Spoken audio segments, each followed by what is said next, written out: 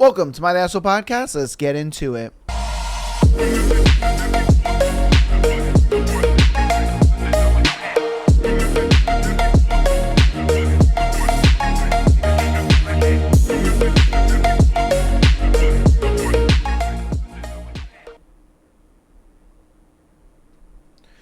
All right, welcome to my Asshole Podcast. All right, today is Sunday, and you know what we got. We got the Rig 4 in the house, baby. All right, hope you guys have had a wonderful week. I know that we've been having a pretty good week. I don't know how your week has been. Yeah, it's been good, brother. Been good? I've been doing good. Missing the podcast for sure. So Oh, definitely. I'm always sure to see the clips and watch the episodes with you just in it. So you're like at the house while we're away together. You know what I mean? And it's always good to film another Sunday episode. You guys seem to really be in love in the show. Seems like we're doing more of a rich and homeless vibe today. Oh man, but we got a episode for you guys. It'll be fine. I'll find my phone somewhere else. I think my phone is somewhere. But we have a couple videos that obviously have been sent in by you guys. You guys have actually been sending a fuck ton of videos, and I mean a lot of videos. A lot of videos. Like, I'm literally showing him on screen like all the videos that you guys have sent me so far. Yeah, Jesus. And so like, dude, it's been just video after video after video. So people have been just like, yo, react to this. So they really want to see us react to some videos. So that's what we're gonna fucking do. We're gonna react to some motherfucking videos. And boy, right. are some of these scandalous, son. All right. So let's get on into it. All right, we're gonna get on into our first one. Hello. So What you doing? I'm just getting on. What you doing? Nothing. With my friend. Can you order me some food? Yeah, what you want? I think is Chick-fil-A still open? Hell no. Oh, okay. Probably like Applebee's. Applebee's, yeah. Applebee's. You into today? No, that's why I'm asking you to send me some food. What you want? Hold on. What you want? Just get whatever. I'm gonna eat whatever. Can you do the 2 for $20? It's the loaded mashed potatoes, the chicken, and then the fajitas. She just got that. And two large lemonades. The fajitas and then the 2 for $20. 2 for $20? Mm-hmm. What you need 2 meals for? Cause it's me and my friend. We hungry. What's your friend? My friend, you don't know her. I don't know her.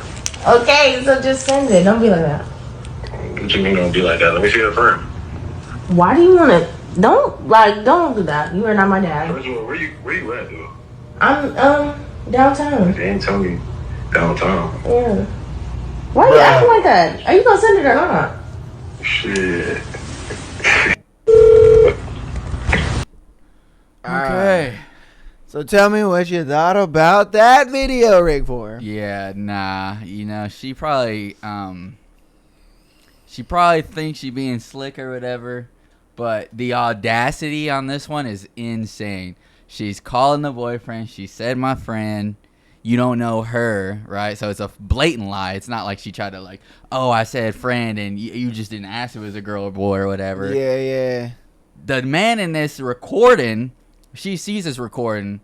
Obviously, she's like, I don't give a fuck, dude. If this gets posted on the internet, Facts. Yeah. Facts, because it's not like he's hiding the recording. Yeah. He's literally just like Getting all the angles. touching her booty and shit. I'm like, bro, it's a nice booty, but damn. And then this man talking about she just got done eating my dick up, like, Bro, damn. when he had said that shit, I was like, God yo. damn. Oh, it's like, bro, homie is so cooked. Yeah. I hope he didn't end up sending it. I hope he didn't end up ordering the food. I hope not. It just cut off or whatever, but I'm like, Yeah. damn, bro, like, yeah. definitely never, because she's like, I'm downtown, whatever. Like, he going like, what you need 2 meals for? Like, Yeah, bro. I'd be like, you hungry? Like, tell your friend to go home. We'll just go out to eat. Yeah, Facts. You But- can come home and eat. But you over here like, nah, send me some food. Like, why you being weird? Don't be like that. You're not my dad. That's a sign, right? That you should be able to learn from that video. If a woman starts saying shit where it's like, you're not my dad, like, you know, blah blah blah, don't be like that. That's her trying to avoid accountability. Her trying to put it back on you where you're being weird, even though Yeah. she's very clearly being weird. So, you know, that's you could take this as a learning lesson. Or you could be like the man recording. I don't know.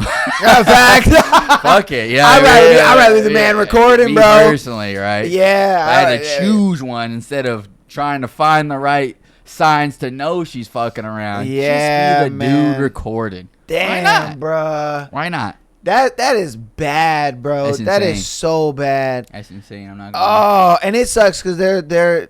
It's like I honestly think that one was real more than it was like staged. Yeah. You know, I know when it was sent to me, they were like, "Oh, I don't know if this is real or staged or not." But it's like, I always look at it like, regardless if it's staged or not, bro. There's people that are actually dealing with Yeah, that. I'm like, 100%, oh, bro, like there's real dudes dealing with that shit. Like that's Yeah. crazy work. Yes. Oh my god. All right, we'll get to the next one. All right. You were gonna cheat on me soon. I know, because I'm an empath. I was not gonna cheat on you. I had What are to you cheat on you talking about? because you were literally gonna cheat on me. Sorry. Go, get out. Close Get the out. door. Go, Shut the door. get out. Shut I it. wasn't gonna cheat on you. What are And now talking you about? don't believe me, so I don't trust you. And I'm hurt and confused. What? So just leave. What? What are you so talking about? manipulative. Oh And my you're god. so toxic. Who is this? You Who were is this? gonna What do you think of that one, Rick Boy? Wasted, bro. Fuck. In the middle of cheating, she was like, and now you don't believe me. And that makes me not trust you. Oh my god, yes, dude, that's how they be. That's how some of them be. You know what I mean? Oh, She said, "No, I don't trust you because you don't believe me." Bro. She was pulling anything and everything out of thin air to try to reverse this shit. While homie's getting dressed in the background. And he's talking about, yeah, I just leave out here. God damn it, dude.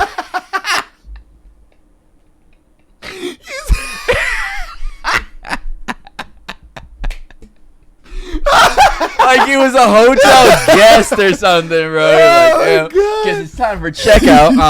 Yeah. I'm not tipping, by the way, but yeah, let me. I just go out here. Like this is where. He said, just leave out the way. But he already clapped, bro. Yeah. Like, he doesn't care. He does not care. He like, damn, Oh, shit, bro. tragic. It's not happening to me though. Oh, facts. It wouldn't happen to me, though. Oh, bro, dude. That is crazy, That's son. crazy. And then her reaction, bro, just like, well, you were gonna cheat on me because I sensed it because I'm an empath. What? What does that even mean? Facts.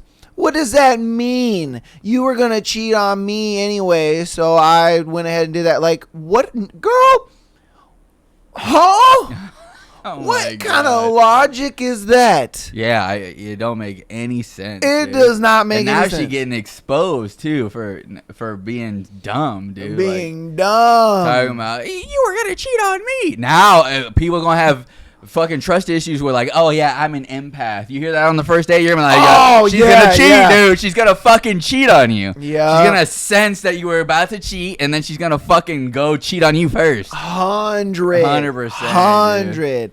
Nah, Jesus. bro. Nah, man. Dude, that shit is ridiculous, man. I cannot believe. How could you use being an empath as like, oh, I knew you were gonna cheat on me, so I had to cheat on you first. Yeah. Like when she was getting railed, was she just like, oh no, it's cool, he was gonna cheat on me first? Yeah. Like that. You know what I mean? Like, how does that make sense in your mind, bruh? I don't know. Like, And the craziest thing is a girl sent me this. I was just she like, an empath oh, too, or bruh. what?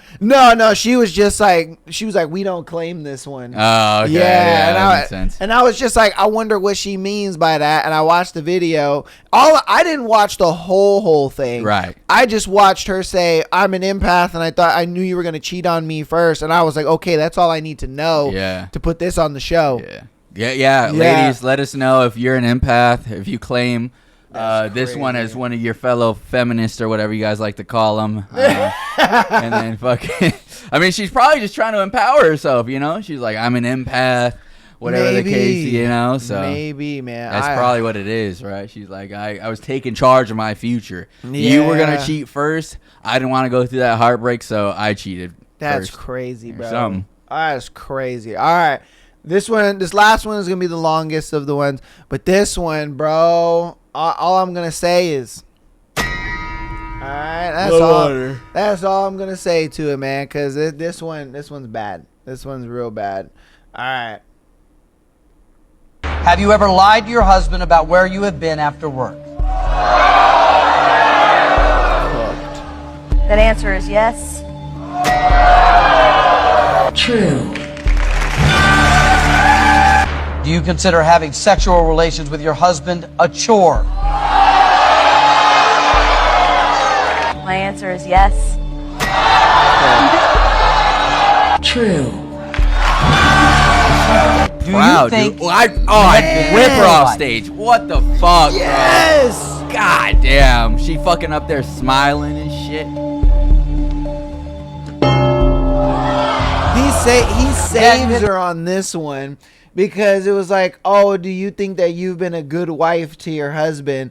And she couldn't answer it. Jesus. Couldn't answer it, like Cocked. And then homeboy comes in and he hits the button. This is what He he didn't says. want to know. the button. And why did you hit the button? She is a good wife, but you know, there's times that Stop the cap. she hasn't been good. So I mean, just it's kind of I don't like the question. I hope that the replacement question is easier. Since you have been married, have you ever given your phone number to a man you were romantically interested in? The answer is yes. True. Still up there smiling. Trying not to smile. Do you have any secrets that could destroy your marriage? He skipped too early. He got out of it too early. Yes. True. That's bad. Have you ever had a sexual fantasy involving one of your husband's friends? The answer is yes. What did he say? Do you have any romantic feelings for a man other than your husband? The answer is yes. True.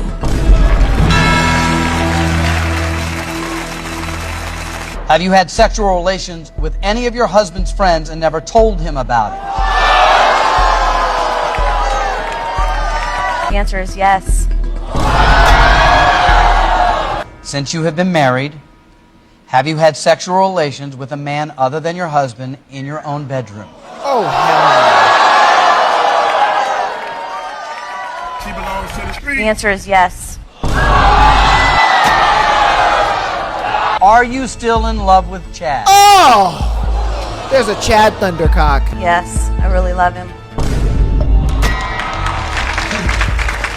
Is that the husband? Yeah, I really think that that's a lot of money for me and my girls. And I'm good. I'm stopping. Sure. Okay. Thank you. Are you all right? so for $200,000, she was just like, "Foop my family, foop everybody else." Me and Chad about to ride off into the sunset right now, and we're about to go ahead and take our $200,000. Sucks for you though. And homie is just over there like Wasted. just Mission done. failed. Just done. Oh, bruh. Yeah. What you thinking, man? I don't know if. I guess he trusted the idea of like, yeah, I should just go on here and like it'll be all no's and we get $200,000 or something. I don't know how the show works, but I don't know either.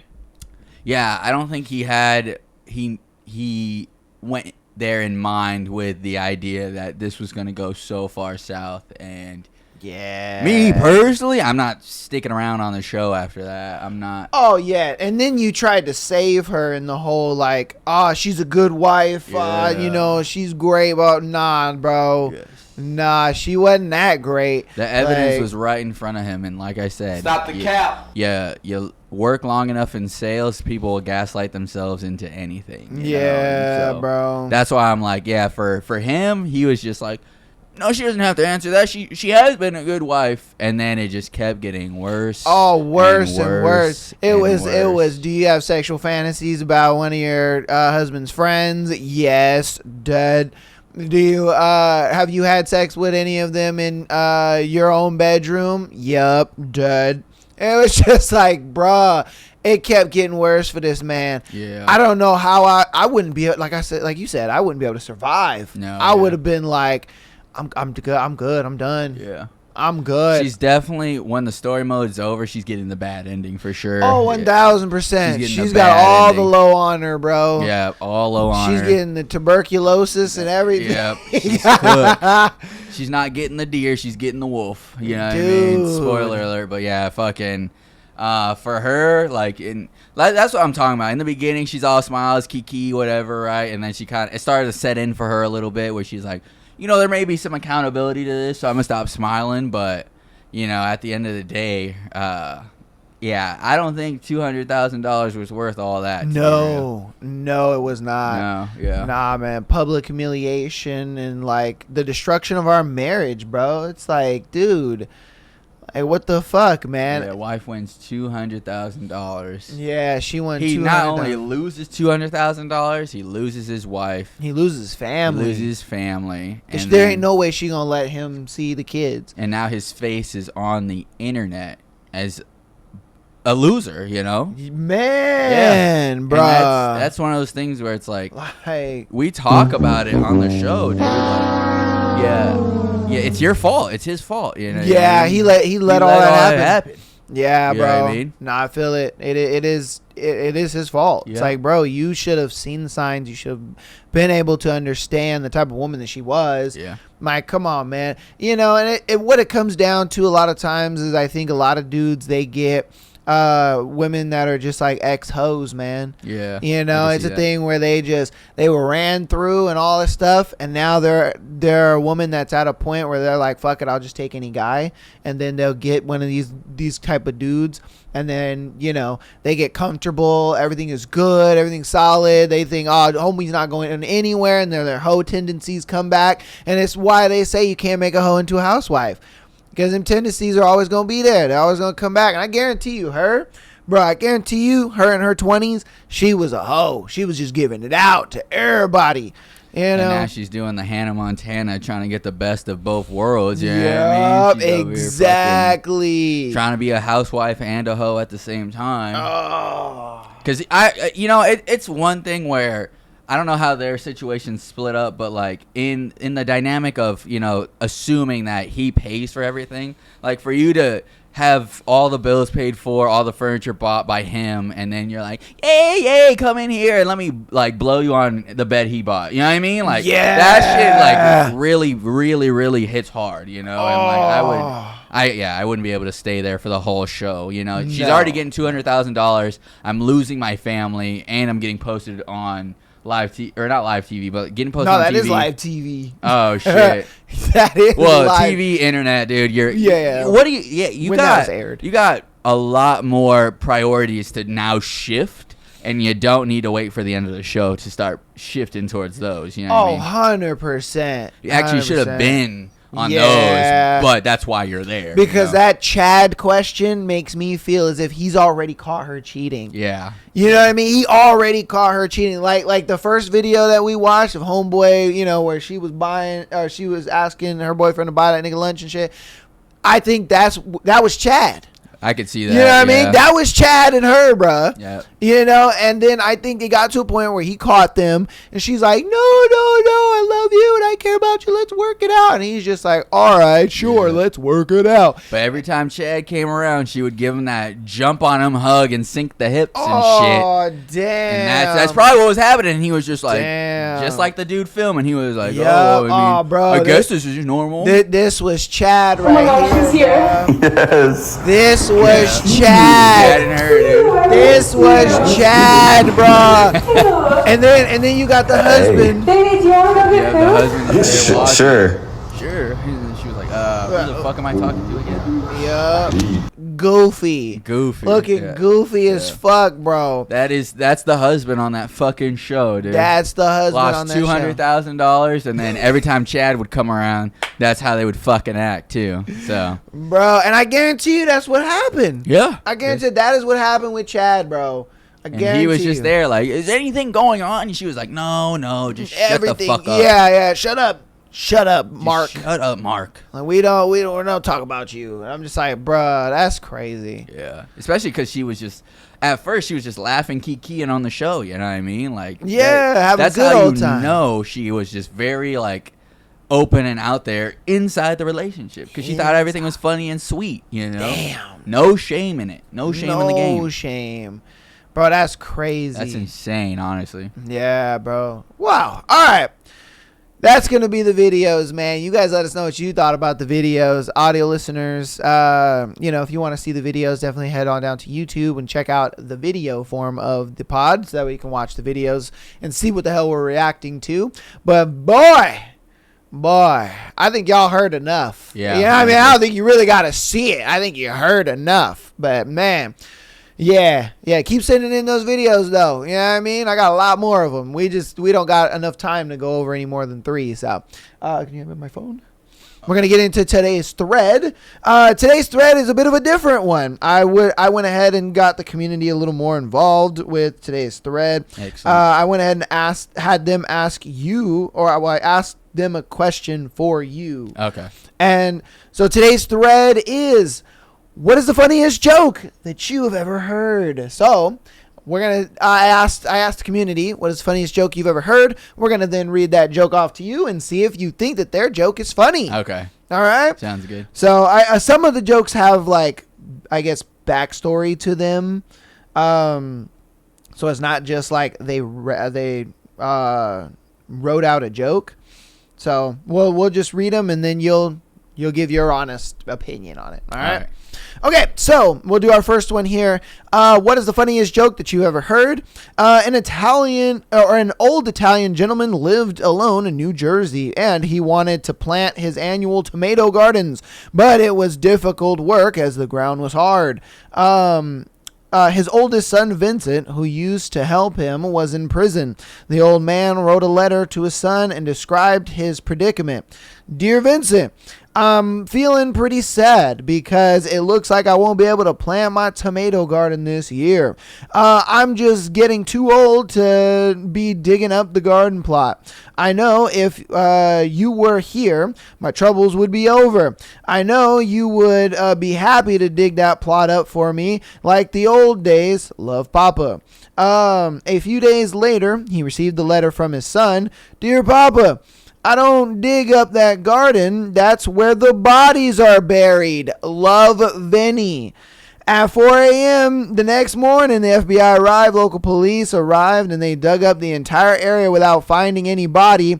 They apologized to the old man and left. Yeah, and that was his plot to get them to dig for him. Yeah, that's Yeah. good. I think I heard that one before. That's why for me it was like, I think I know where this is going, but that's a pretty good one. Wow. Okay. Damn. That's a good one. Damn. All right. What's the funniest joke that you have ever heard? A man checks into a hotel with his wife and kids, approaches the concierge, saying, "My family is with me, so I hope the porn in the room is disabled." Man was just like, "Please tell me, ain't none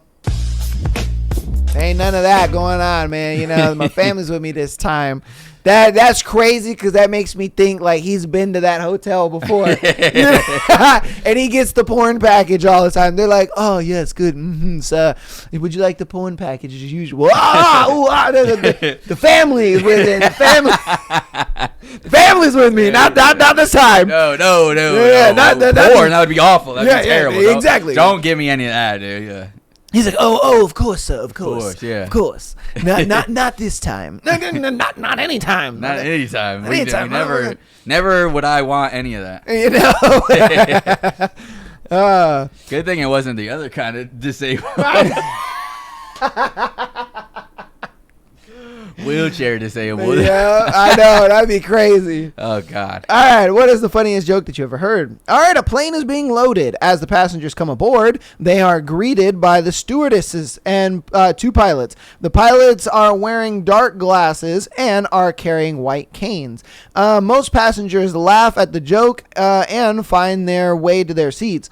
The plane is fully loaded and taxis to the runway. As the thrusters open and the plane starts gathering speed, some more gullible passengers look out their windows and notice the runway ends at a large body of water. The speed continues to increase, as does the agitation in the cabin. "We're running out of runway," yells one man. "We're going to hit the water," yells another man. Panic ensues and the collective screams rise up from the passengers.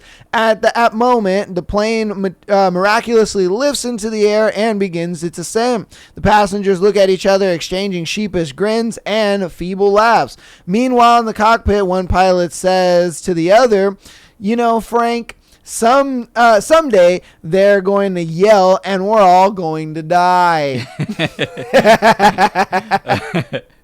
Oh, my God. That's good. Shit. Okay. Yeah, that one's kind of funny. That one is kind of funny. If I was a pilot, like, dude, where do we go? And then they're like, "Don't worry, they'll start screaming. We'll be able to take off." Yeah. All right, yeah, now we can take off. Like, once we hear the scream, and that's when we know to take off. Every time, Frank. Every time, Frank. Every time. Frank didn't even put in the cooling system either. Oh, my God. All right, what is the funniest joke that you've ever heard? The classic Bob Mortimer one. "I was walking through a graveyard the other day, and man pops his head up over a gravestone. 'Morning,' I shout. He answers, 'No, just having a shit.'" Oh, God.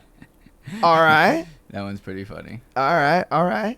The Rig Ford thought that one was funny. Yeah. That one might have, flew over my grave. I was like, nope. This one. Yeah, he was asking if he was mourning someone, and he was like, "No, I'm not mourning. I'm taking a shit." Oh, okay. Oh, I get it. Yeah. Okay. Yeah. All right. That makes sense. Yeah. All right. Okay. That flew over my head. I will not lie to you on that one. That flew over my head. Okay. Good joke. Good joke. Yeah, it was good. All right, what is the funniest joke that you've ever heard? A priest, a minister, and I'm sure it means rabbi. We'll read rabbit. it. Okay, rabbit. Walk into a blood donation center. The rabbit says, "I think I am type O."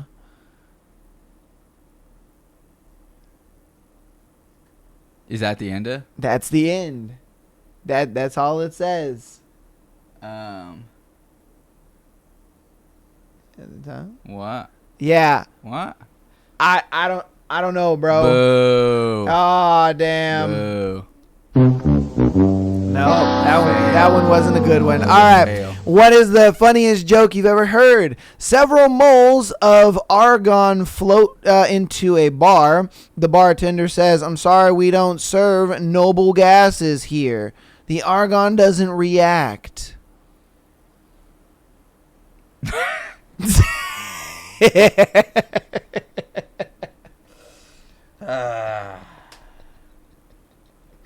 very well. Very You're well. right. Yeah. You know? We're laughing because it's not funny. Yeah. Yeah.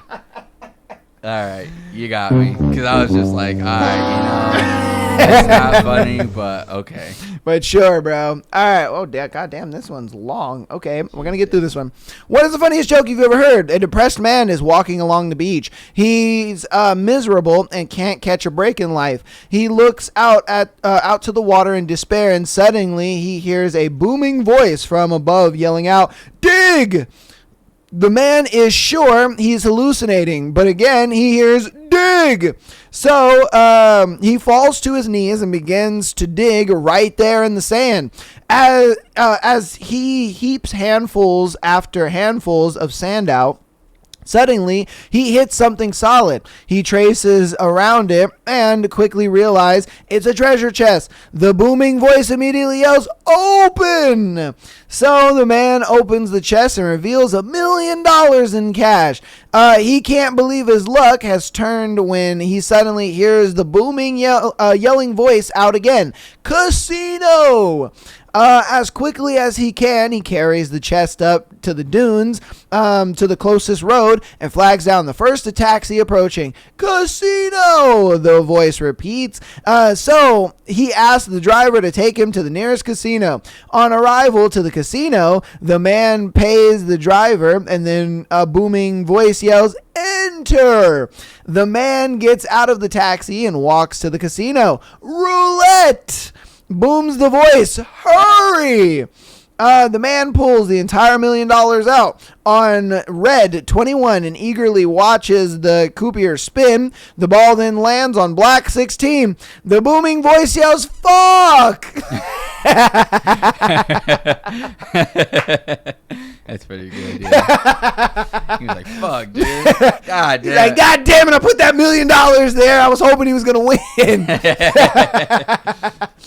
Was everyone else hearing that fucking voice? That's what I'm saying. Like, were you the only one? What the fuck? Yeah, he's just casino. Casino? Like, you didn't question that. I would have took that $1 million and went home. Yeah. You're like, what are we talking about? I wouldn't go to no damn casino. Then again, if you, out of happenstance, were at the exact place where this booming voice was like, "Dig, get the money," right? I'd kind of be like, all right, you know what? Like, it's on to something. Huh? Yeah, they might be on to something, you know? Like, I would definitely go in there and feel like I can't lose, you know? So true. I guess that makes sense. True. But then I don't know. I still would have been skeptical because I'm like, bro, I already got $1 million.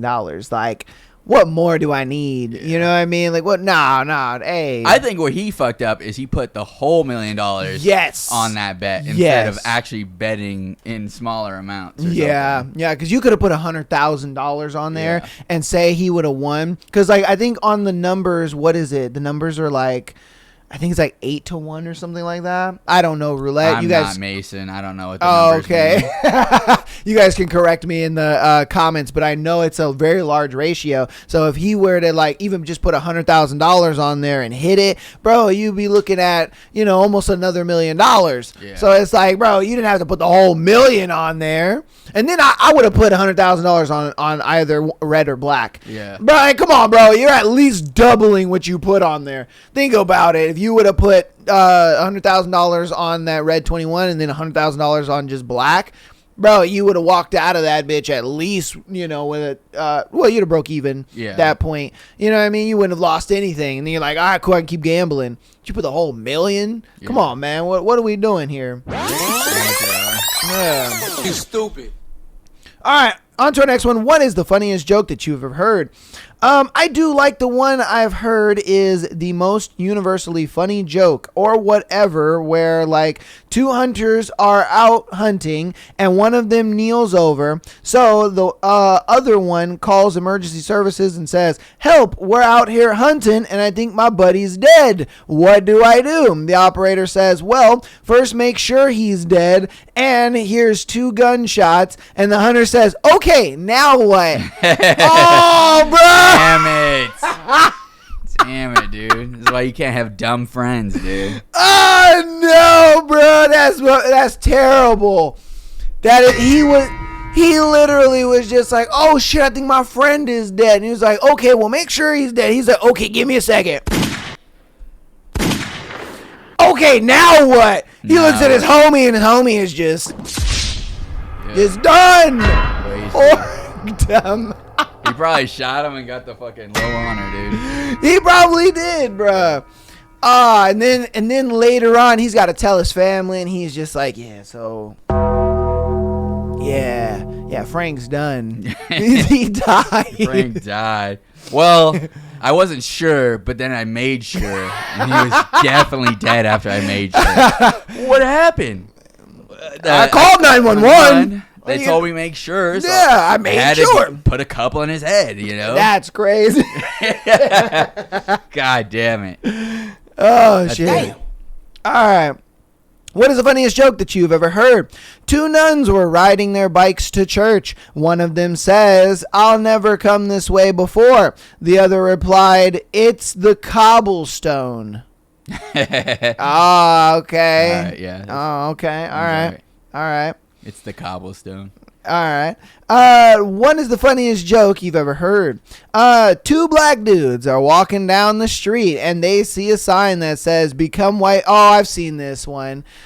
You've probably heard of this one. I think I have. Yeah, become white for 99 cents. The one guy has $1 and the other one has 98 cents. They debate if it's a scam. They decide to send in the guy with the $1 to try it. If it works, he can give the other guy a penny and they'll both be white and not have to put up with racism anymore. So the guy goes in and 5 minutes later he comes out and he's super white. Blonde hair and blue eyes and all of that. The other guy goes, oh my God, it worked. Give me that penny. Then the first guy says, "Why don't you get a fucking job?" Yeah. Yeah. I've seen that one. Yeah, I yeah. heard that one. That one is pretty popular. Yeah. All right, what is the funniest joke you've ever heard? Dave was bragging to his boss one day. I know everyone there is to know. Just name someone, anyone, and I know them. All right, tired of his boasting, his boss called his bluff. "Okay, Dave, what about Tom Cruise?" "No drama, boss. Tom and I are old friends, and I could prove it." So Dave and his boss fly out to Hollywood and knock on Tom Cruise's door, and Tom Cruise shouts, "Dave, what's happening? Great to see you. Come on in for a beer."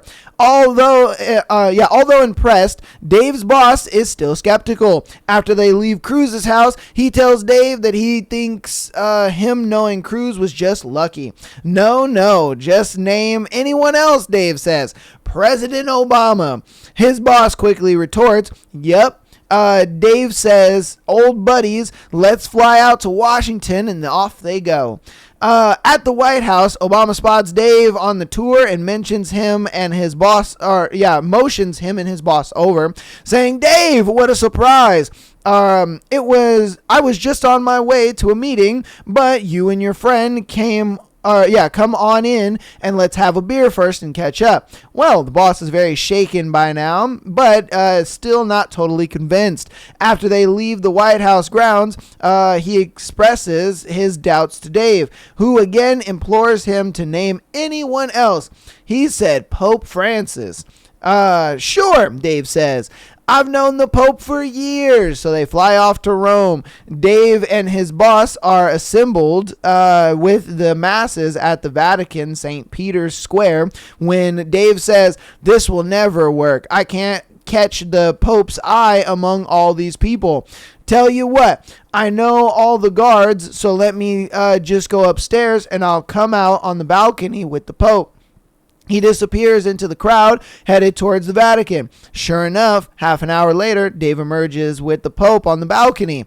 But by the time Dave returns, he finds that his boss has had a heart attack and is surrounded by paramedics. Making his way to the boss's side, Dave asks him, "What happened?" His boss looks up and says, "It was the final straw. You and the Pope came out onto the balcony and the man next to me said, 'Who the fuck is that on the balcony with Dave?'"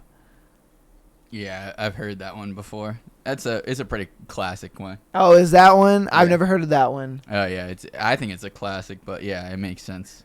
What is the joke? He had never the guy that he was talking to never heard of the Pope, but he heard of Dave, so he was just like, yeah, I guess Dave knows everyone, you know? That's like the whole premise of the joke is Dave was trying to prove to his boss that he knew literally anyone in the world. Okay. And then that random stranger walked up and was like, "Who the fuck is that?" Oh, but Dave's right there, you know. So, Oh, okay. yeah. But it's like it's the Pope. Everyone knows the Pope, especially if you're in the crowd to see the Pope. Yeah, like, and you're yeah. like, who the fuck is that next to Dave, dude? I know Dave. Fucking Who is that guy? fuck is that guy, dude? Why is he wearing that fucking hat? Yeah, weirdo with a hat. But Yeah. it's good to see Dave up there, you know.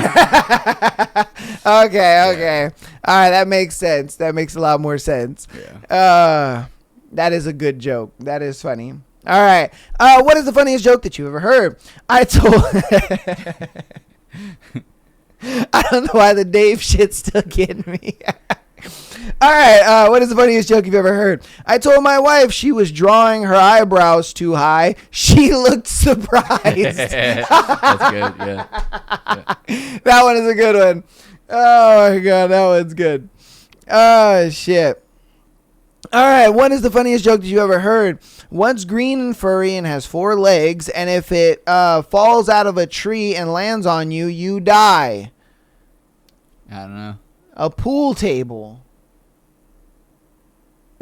Yeah, all right. I forget. That's like a particular style of joke that they call it. Like I guess it's like shock factor or something. But Oh, okay. yeah, I mean, yeah, nice try. You know, he gave you the fail on that one. All right. That was definitely a mission failed. All right, what's the funniest joke that you've ever heard? I saw a variation of this joke somewhere, and it must have caught me right at the perfect moment because I thought it was so funny. It's so stupid and simple, though. I really want to buy one of those grocery store dividers, but the lady behind the counter keeps putting it back. I get where you're coming from on that one, but no, that one was not funny. Wait, can you read that again? I didn't. I like for some reason my brain is like missing. So he's in the checkout line, right? Yeah. And he gets one of those dividers where you divide your groceries. Yeah. And then he turns to the person behind him and he's like, "Hey, I'm trying to buy the fucking divider, but the cashier lady keeps putting it back." Okay. Yeah, that's the joke. There, and I'm okay. just like, nah. I get where you were going with that one, but no. You lose honor for that. Fucking. You lost honor. All right, what is the funniest joke you've ever heard? A woman is sitting at her recently deceased husband's funeral. A man leans in to her and asks, "Do you mind if I say a word?" "No, go right ahead," the woman replies. The man stands, clears his throat, and says, "Plethora," and sits back down. Thanks, the woman. It means a lot. Oh, God. That's good humor. That's good humor. Oh my God, bro. Yeah. This man said plethora and just sat down. Like, thank you. It means a lot. She's like, "Yeah, I know what plethora means, but I thought this was about my husband." Yeah, exactly. Yeah, that's good. That's good humor. I like that one a lot. Yeah, that one was good. That was fucking good. Oh, shit. Hey. Oh, my God. Ah, shit, dude. That's funny. Okay. What is the funniest joke that you ever heard? I'm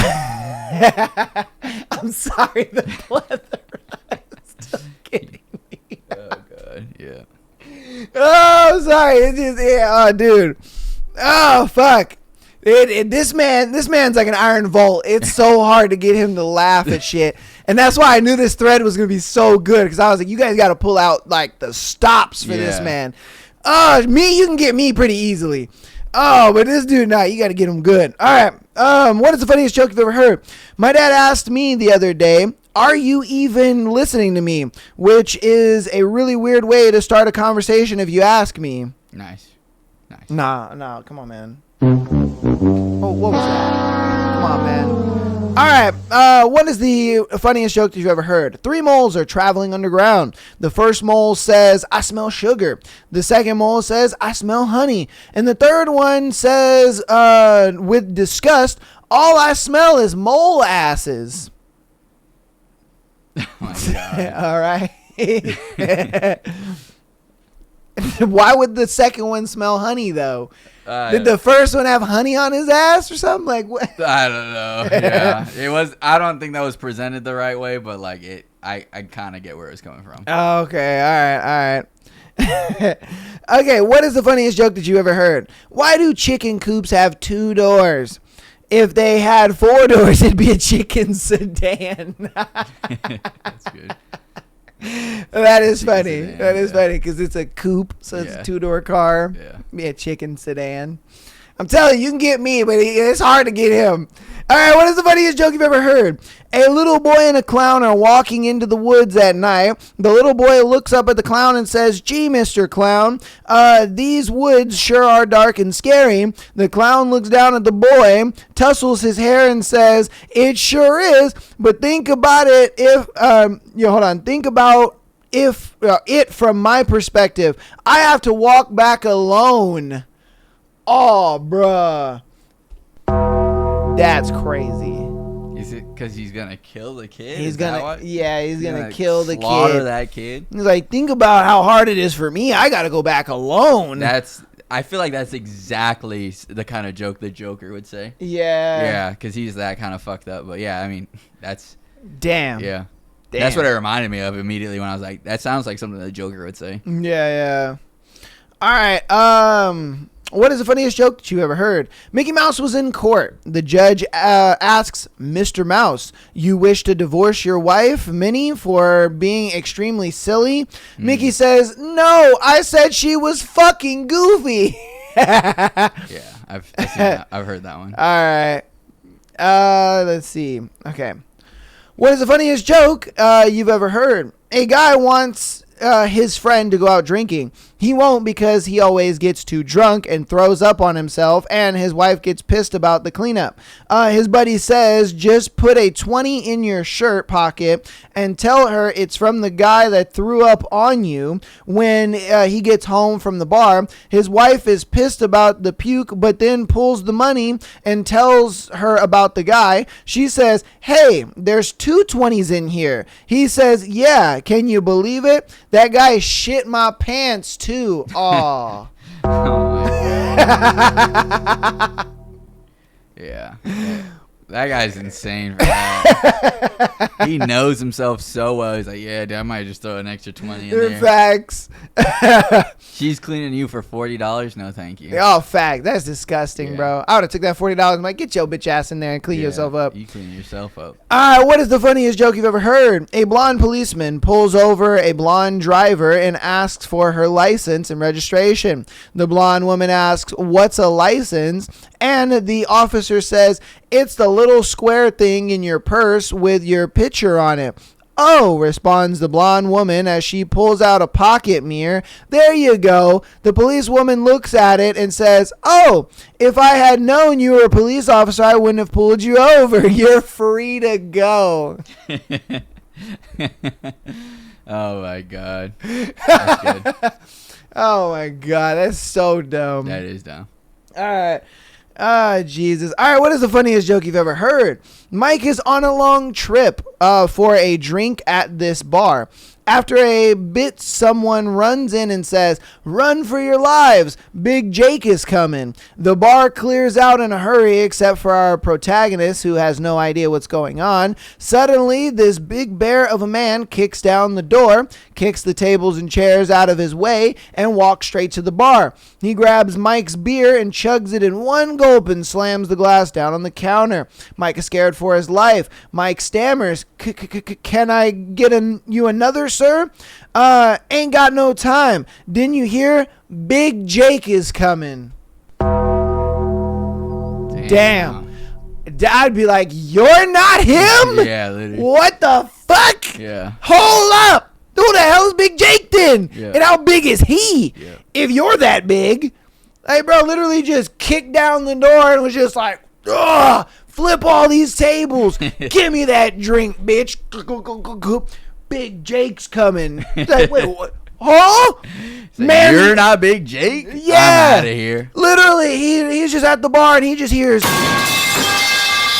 his drink gets stolen, and then he's just like, "You're not Big Jake?" Oh God. Like, bruh. That's a pretty good one. All right, what is the funniest joke you've ever heard? This one is a true story told by my dad, apparently. Okay. Many years ago, my dad was working on a road crew in Regina, Saskatchewan. It was I have no idea. Rena, Saskatchewan? Yeah, I have no idea where the hell that's at. That don't sound real. It doesn't sound real. All right. It was a payday Friday, and they were all down at the local tavern. A bar floozy had been propositioning many men looking for a warm bed for the night, and she was not having any luck. Last call came around, and the lights went up, and the floozy was running around looking like she was trying to catch an insect. She leapt up into the air and slapped her hands together like she had caught something. She peeked into her clasped hands and said, "If any of you can guess what I have in my hand here, you can take me home and have your way with me." Someone in the back of the room yelled, "A water buffalo!" She peeked out of her hands and said, "Close enough." Jesus. That's crazy, bro. Yeah, I'm starting to think that's not a true story. One, the place sounds fucking made up. Two, he said tavern. Three, he said fucking bar floozy.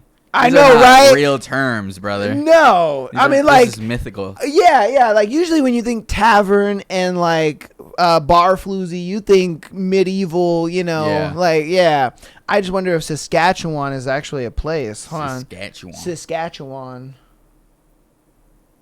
God damn, Saskatchewan's a real place. What? It's a real place in Canada. In Canada? Saskatchewan, Canada, my guy. That might explain the goofy language then. Yeah, that might explain it. Saskatchewan, Canada, my guy. Tavern, bar, floozy, all that shit. Yeah. Okay. Don't ya know? All right, what is the funniest joke you've ever heard? The sex ed teacher arrives in class. "Good morning. Today I'm going to show you how to put on a condom. And I brought this banana because I can't get a hard on an empty stomach." Oh, bro. Oh, my God.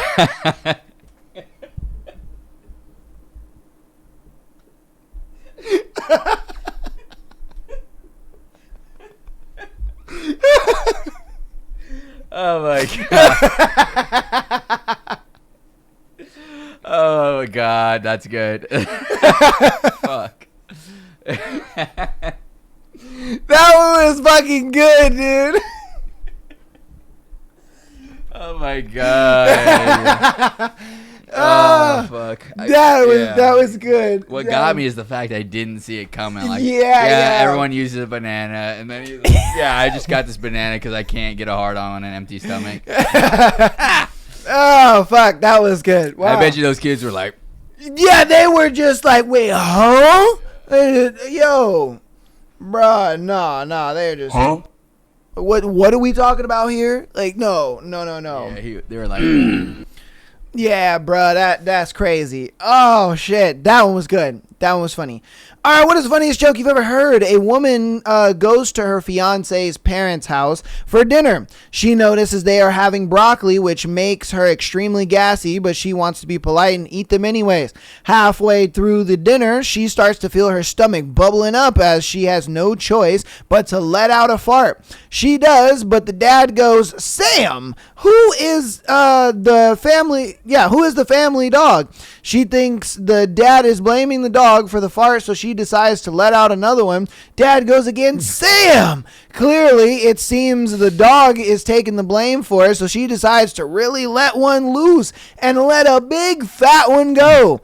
The dad then goes, "Sam, get away from under that woman's chair and take before she takes a shit on you." oh my God. He's like, "Sam, come here, get away from that stank ass woman."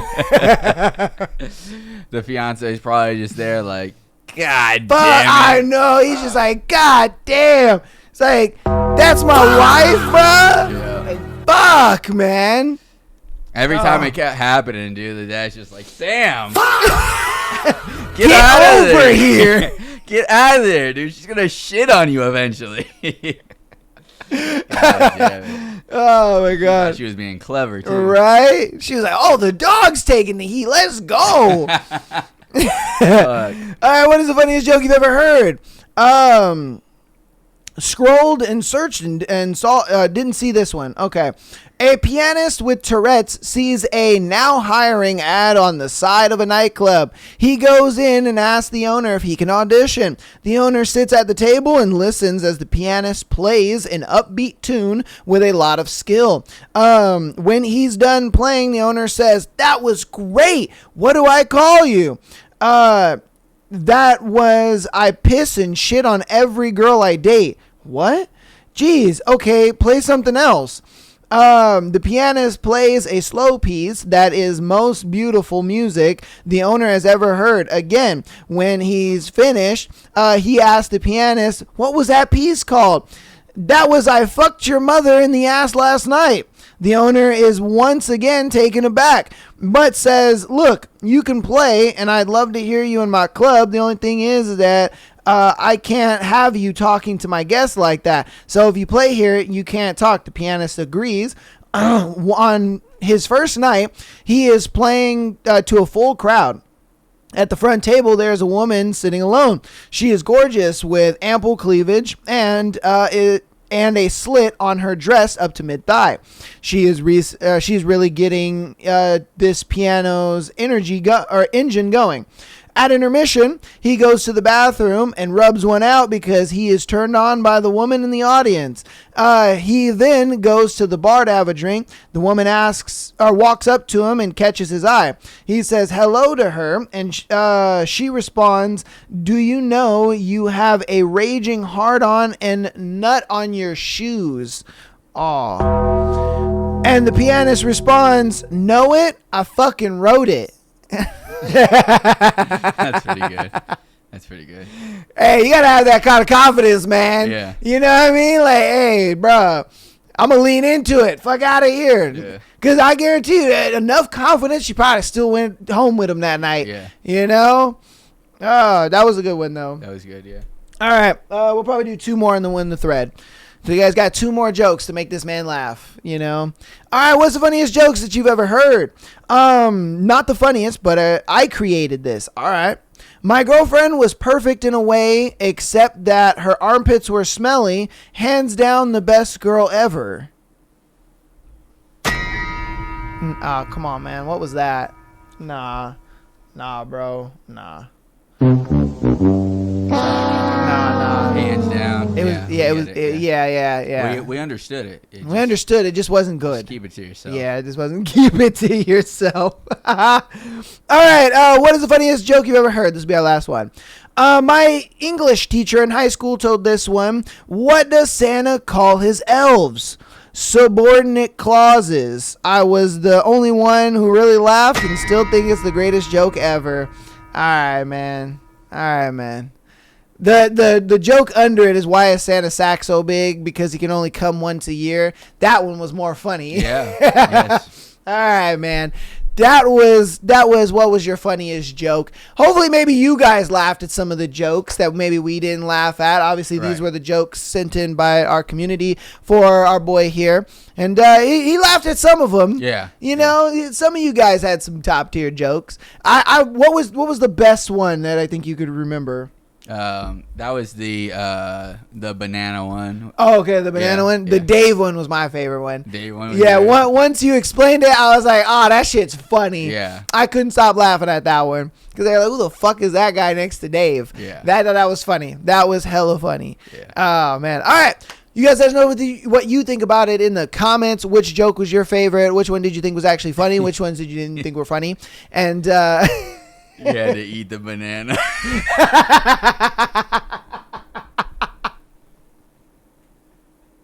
That's so good. Oh my god. He's like, be careful with that banana. It's my lunch. God damn it. Ah, shit, man.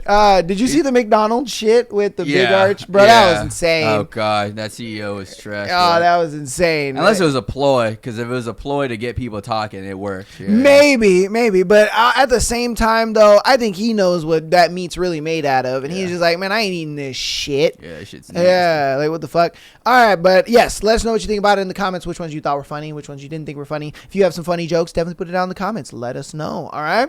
We're going on to our announcements, and then we're going to hop into our scenarios for today's lovely episode. And boy, do we got some juicy ones for today. Good. So, patreon.com/Am I the Asshole podcast. Get that exclusive episode every single Friday, as well as being able to send in your scenario to be featured on the Tuesday and Sunday show, like these lovely people did for today. Audio listeners, thank you guys so much for all of the support. You guys are absolutely awesome and killing it. Coming out every week. You know, we had a 500 download day. Oh, wow. Day. That's insane. Day. 500 downloads. 500 downloads in a day. That shit is absolutely insanity. So that is why I'm like, yo, thank you guys so much for all of that. Like, I'm pulling it up for the Rig 4 here. So yeah, on Saturday. Jesus. Yes. That is awesome. Hell Yeah, man. So the Thank fact you guys that so much. Yeah. Yeah, dude, that means you guys are sharing the podcast to your brother, sister, your mother, your dog, your cat, everybody, and I appreciate that so fucking much, man. Thank you guys so much for all that support, and yeah, man, follow our boy over here on Mike Life 333 for anything that he's got going on over there. He can talk more about that. Yeah. Just follow me. I'm rolling out the content. Not so much on the Instagram yet, but that's just because the algorithms are a little bit different. But on TikTok side, I go live pretty often. I answer questions, whatever the case may be. So if you want to see me go live and not just him, we can. Yeah, you'll see me on most days going live around like noon Pacific Standard Time. So depending on what time zone you're at, you'll be able to catch me then. Okay. What days? Any specific days or no? No, I try to do most days. Okay. Like, all right. So yeah, just links are down in the description. Click on his TikTok, follow him there, and he does a lot more of like life advice as well as as well as like sales. So okay, I have a mixture of it. Okay, so it's like life advice, sales advice, stuff like that. If you're trying to maybe start your own business or whatever the case may be, we got our boy over here. So definitely check all that stuff down in the comments or in the description. Sorry, down in the description. All the links are down there. Love you guys. Appreciate you so much. Follow us on Instagram, TikTok, as well as YouTube for all the shorts and all that good stuff. Without further ado, let's get on into our scenarios for today. So we have our first one. Am I the asshole for breaking up with my boyfriend over Reese's? Reese's? For Reese's, the candy.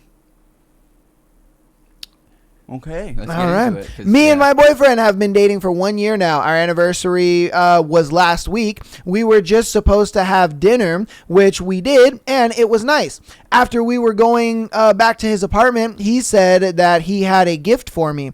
When we got there, I was immediately shocked to see a little basket with some cute little gifts along with a Pandora ring. In the front of the basket was a king-size Reese's peanut butter cup. I am super allergic to peanuts, and he knew that. I asked him why he would get me them if he knew that I was allergic. How allergic I am to peanuts. And he said it's just a gag gift. I got pretty upset and left shortly after. After talking to him, he said that he didn't see anything wrong with giving that to me and that I should learn to not be so sensitive. I told him that I don't want to see him anymore. Did I overreact? Was it really a little joke? Am I the asshole? Bruh, hold on. Bruh. I get gag gifts, but gag gifts are supposed to be funny, not kill me. Yeah. You know what I mean? Like, bro, that's kind of crazy. Like, I get gag gifts. You got her like a dildo or something. All right, bro, that's funny. You know what I mean? We could talk about that. Like, that's funny, whatever. If you got her like, I don't know. You got her some like really giant panties or something. You know what I mean? Like, that's funny. That's silly. It's goofy. But you're just like, oh, dude, I know she's fucking allergic to these peanuts. I'm going to get her a fucking thing that'll kill her. It's like, come on, bro. Come on, bro. That's not a gag gift at that point. Yeah, I mean, so what I would consider in this situation a gag gift if it was something that wasn't peanuts in the shape of peanuts or something like that. You know what I mean? Like, there you go. Like, or like in a peanut container, like not like a container that has peanut residue, right? Like like a plastic peanut. Yeah, like a plastic peanut yeah. that's or like one of those tinfoil metal ones where it's just shaped like a peanut. Yeah, you know what I mean? And from there, yeah, but not actually. If she fucking wasn't paying attention and touched it, she would react? You know what I mean? Yeah. So, would I say you should break up with him? Probably not. He probably is just fucking stupid and has like a bad sense of humor. Yeah. But, like, yeah. I don't, unless it was like a repeated thing where like eventually you wouldn't want it to get to that point, but eventually you started seeing too much of like the same kind of gag over and over again where like you're like, all right, brother, like I already said I'm fucking deathly allergic to this shit and it keeps coming up now. You know what I mean? Yeah. Where it's like, I don't know if he pulls pranks or does gag gifts before, right? You've had a whole year with him, so I feel like if this is out of the ordinary, maybe, but at the same time, if it's like a one-off thing, he probably is just fucking. Maybe this was the first time he's ever done it like to her. Maybe she's seen him do it to like other people, their friends, people they know, stuff like that. But I think this was the first time he's done it to her, and she's just like, nigga, like I've seen you do gag gifts before and you've done very funny appropriate gag gifts before, but then you do mine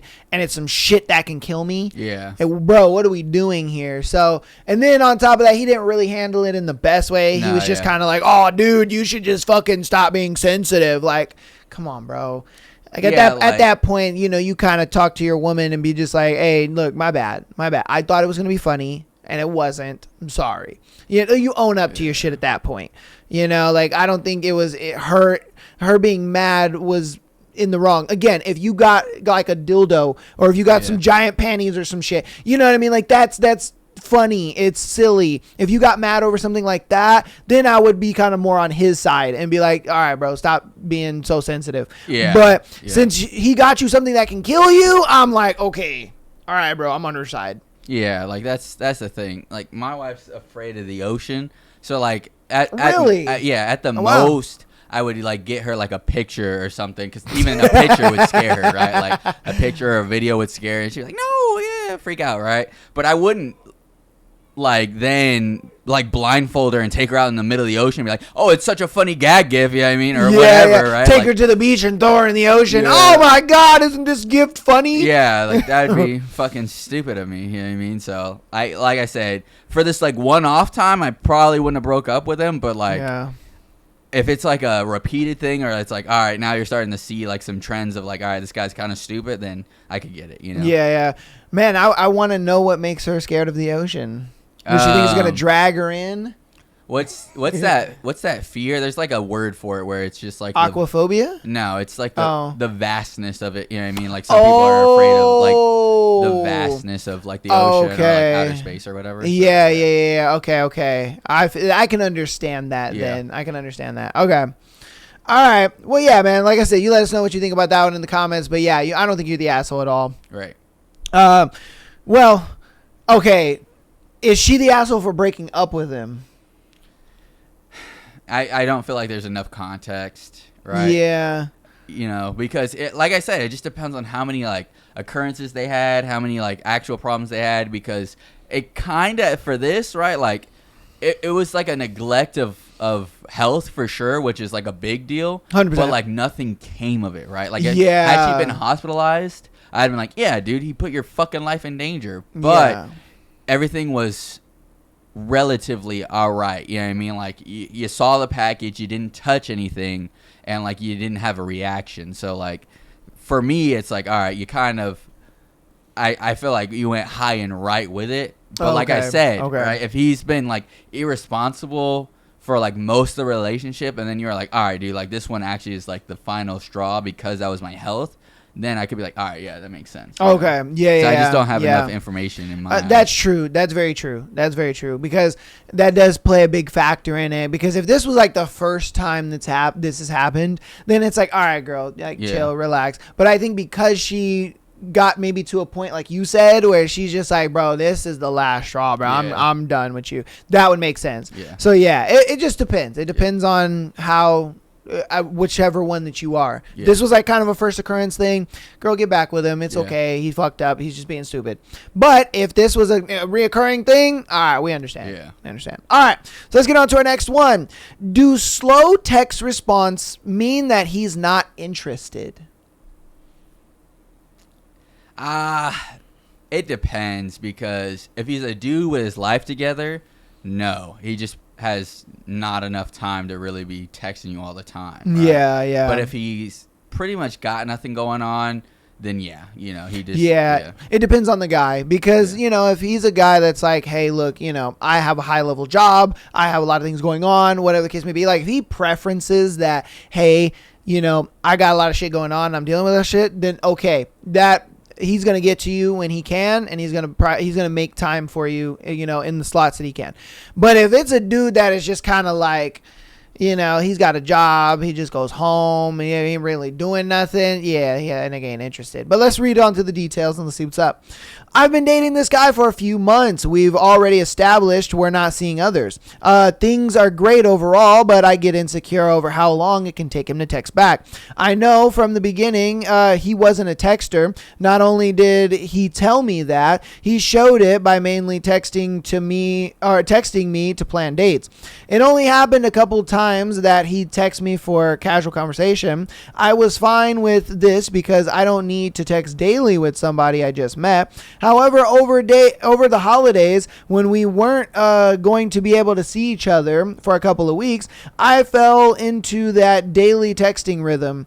Before that, he'd always reply within a few hours, but once we started texting every day, he began to reply once or twice a day. There was even one time it took him over a day to respond. He's always kept conversation going, but the delay was jarring for me, especially since I knew him before he was capable of replying fast. Obviously, we've been back from the holidays and seeing each other regularly again for a while now, so we went back to mostly texting about logistical things, which I haven't minded, but this week he's been on a work trip. He's texted every day, but only sends 1 to 2 texts. I know this may be how he is, but I am used to guys texting a little more when we're not together, so it makes me anxious. Do some people truly hate texting even if they really like someone, or is it a sign they're not 100% in it? What are you thinking now that you got the details? I would say, yeah. I mean, it just sounds like he's not a texter, honestly. Like, some people realize that the phone can be considered evil, and, like, you spend too much time glued to it, it'll really fuck up your mind. So, like, he could just be one of those dudes that thinks that way and is like, yeah, you know what? I kind of just don't want to be glued to my phone all day. I don't know. Like, it's kind of hard because there's so many factors that go into it, but, you know, if he's just... My question is more so like, if he's not texting you, what is he doing? You know what I mean? Yeah. If he's the kind of dude that doesn't spend his time on his phone at all, then I get it. But if he just does not text you, he probably finds you pretty annoying. I'm not gonna lie. Yeah, I was just about to say that. I'm like, low key, this guy is not 100% in it. Like I kind of thought about it because she was like, okay, he's on a work trip and he's doing this and he's doing that. Okay, that I get that. You know what I mean? I can get, like, he's probably very busy. They have a lot of activities going on. They probably have an itinerary that they got to. But the thing is like, even me personally, I'm a very busy person, but I will still find times to text you. Like, it's not going to take me an entire day to text you back. Yeah, you know what I mean? Like, once she said that, like, oh, one time it took him an entire day to text me back. I was just like, yeah, bro, you know, at this point, relationship's cooked. Because Yeah, it's not going to ever take you a day to respond. That's never going to happen. You're always going to find little pockets throughout the day to be able to reply to a quick message. You know what I mean? There's never going to be that much time that you are busy. You know what I mean? It's just not going to happen. He would text you before he went to sleep. He would text you, when he woke up. He texts you while he's eating. You know what I mean? Times where he has free time. And yeah, he's still working, doing his thing or whatever. But it's still like, I'm just having a meal. Let me just text her back real quick. Boom. Okay, cool. And yeah, the whole 1 to 2 texts, I could understand that because say he's in that little pocket of time where he can text you. He may only be able to reply to you once or twice in that pocket of time. That's okay. That's fine. He's busy. He's doing his thing. But if he's waiting a whole day to fucking text you back, bro, that relationship's over, bro. Yeah, he probably really don't fuck with you. Yeah, he just doesn't. He finds you annoying, like Michael said. He finds you annoying, bro, because he's just like, bro, this bitch won't stop texting. She just wants to talk all day. Like, I'm not trying to talk, bro. Like, if you trying to come over here and suck my dick, that's a different story. But like, and that's that. And I guarantee that's just what he's saying. That's what he's saying to the homies. What he's saying to the boys. Like, he low key finds you a little annoying. You know, that's just what it comes down to. Because if a guy was really 100% in it, he would have like a lot more communication with you. Oh, hey, sorry I didn't text you back. I was busy. I'm eating lunch right now, so I'm able to text you. Oh, hey, we got this thing going on. Blah blah blah. This is what's happening. Da da da. Like he would he'd be able to be a little more conversational with you. It wouldn't be the conversational that you would like want, but it is going to be communication at the end of the day where he's just kind of like, oh, hey, I got this thing going on in 45 minutes. You know what I mean? Or I got this. Because my biggest thing is like, if you're not a big texter, you call. Right. Because I'm not a big texter. That's what I was thinking. Yeah. Yes. I'm not a big texter, so I call. I call the girl. I'm just like, hey, I got like 20 minutes, just wanted to talk to you real quick. What's up? How was your day? How you been? Blah, blah, blah. Like, girls seem to find that a lot more,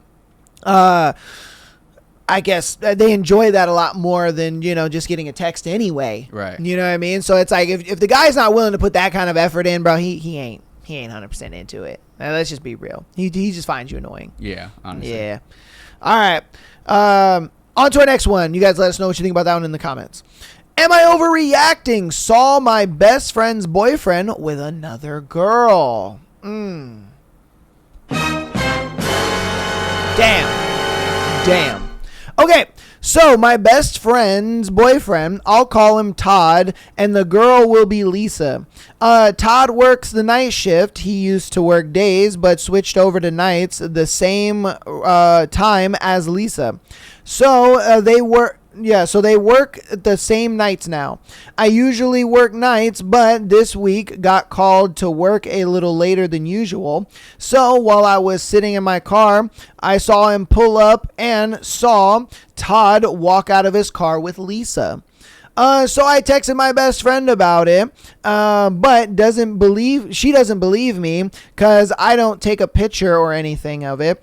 And she said Todd says he's just so happened to be walking in the same time as her, but didn't have her in the car. Everyone that works nights, they say Todd and Lisa are talking all the time. But Todd lies to my best friend and says it's all lies and that isn't true. So what do? I always see them walking together, but she doesn't believe me. Aw, damn. You got to take some pictures then. Yeah, I mean, take some pictures. Yeah, you got to. But I mean, also, like, your best friend kind of just don't like you. I mean, I don't know what to tell you. Like, it's like if you were telling me something and I'm like, no, that's not true. Like, why? You know what I mean? Yeah. If I was like, bro, your wife is out here doing this. I saw her with another guy. You wouldn't need the details. You'd just be like, she's what? Yeah. Oh, okay. Let's see what's going down. Yeah. You know what I mean? Like. Yeah. I mean, you yourself have the proof, right? Like, you're seeing the mix match of like, they talk all the time. You see them walk together. Everyone on the shift knows that they talk all the time. And then you're like, dude, they talk all the time in junk. And then she's like, no, he says that they don't talk all the time. That's all lies. And I'm like, okay, so they're lying. I'm lying. And Todd's the only one telling the truth. We're all out to get Todd. Man, what the Split up? Is that what you're telling me? I guarantee you, we're not all trying to plot against you. Exactly.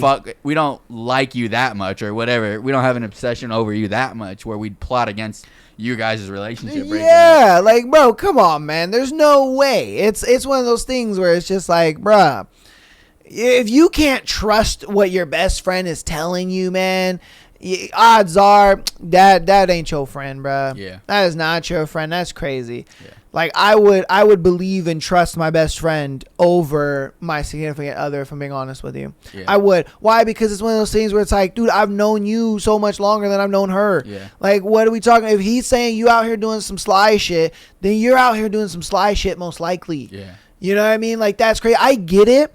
We've even gone over it on the show. There's been a lot of times where friends will say shit purposely so that way they break up because they want their partner. Yeah. I can understand that too. I can understand it from that perspective as well.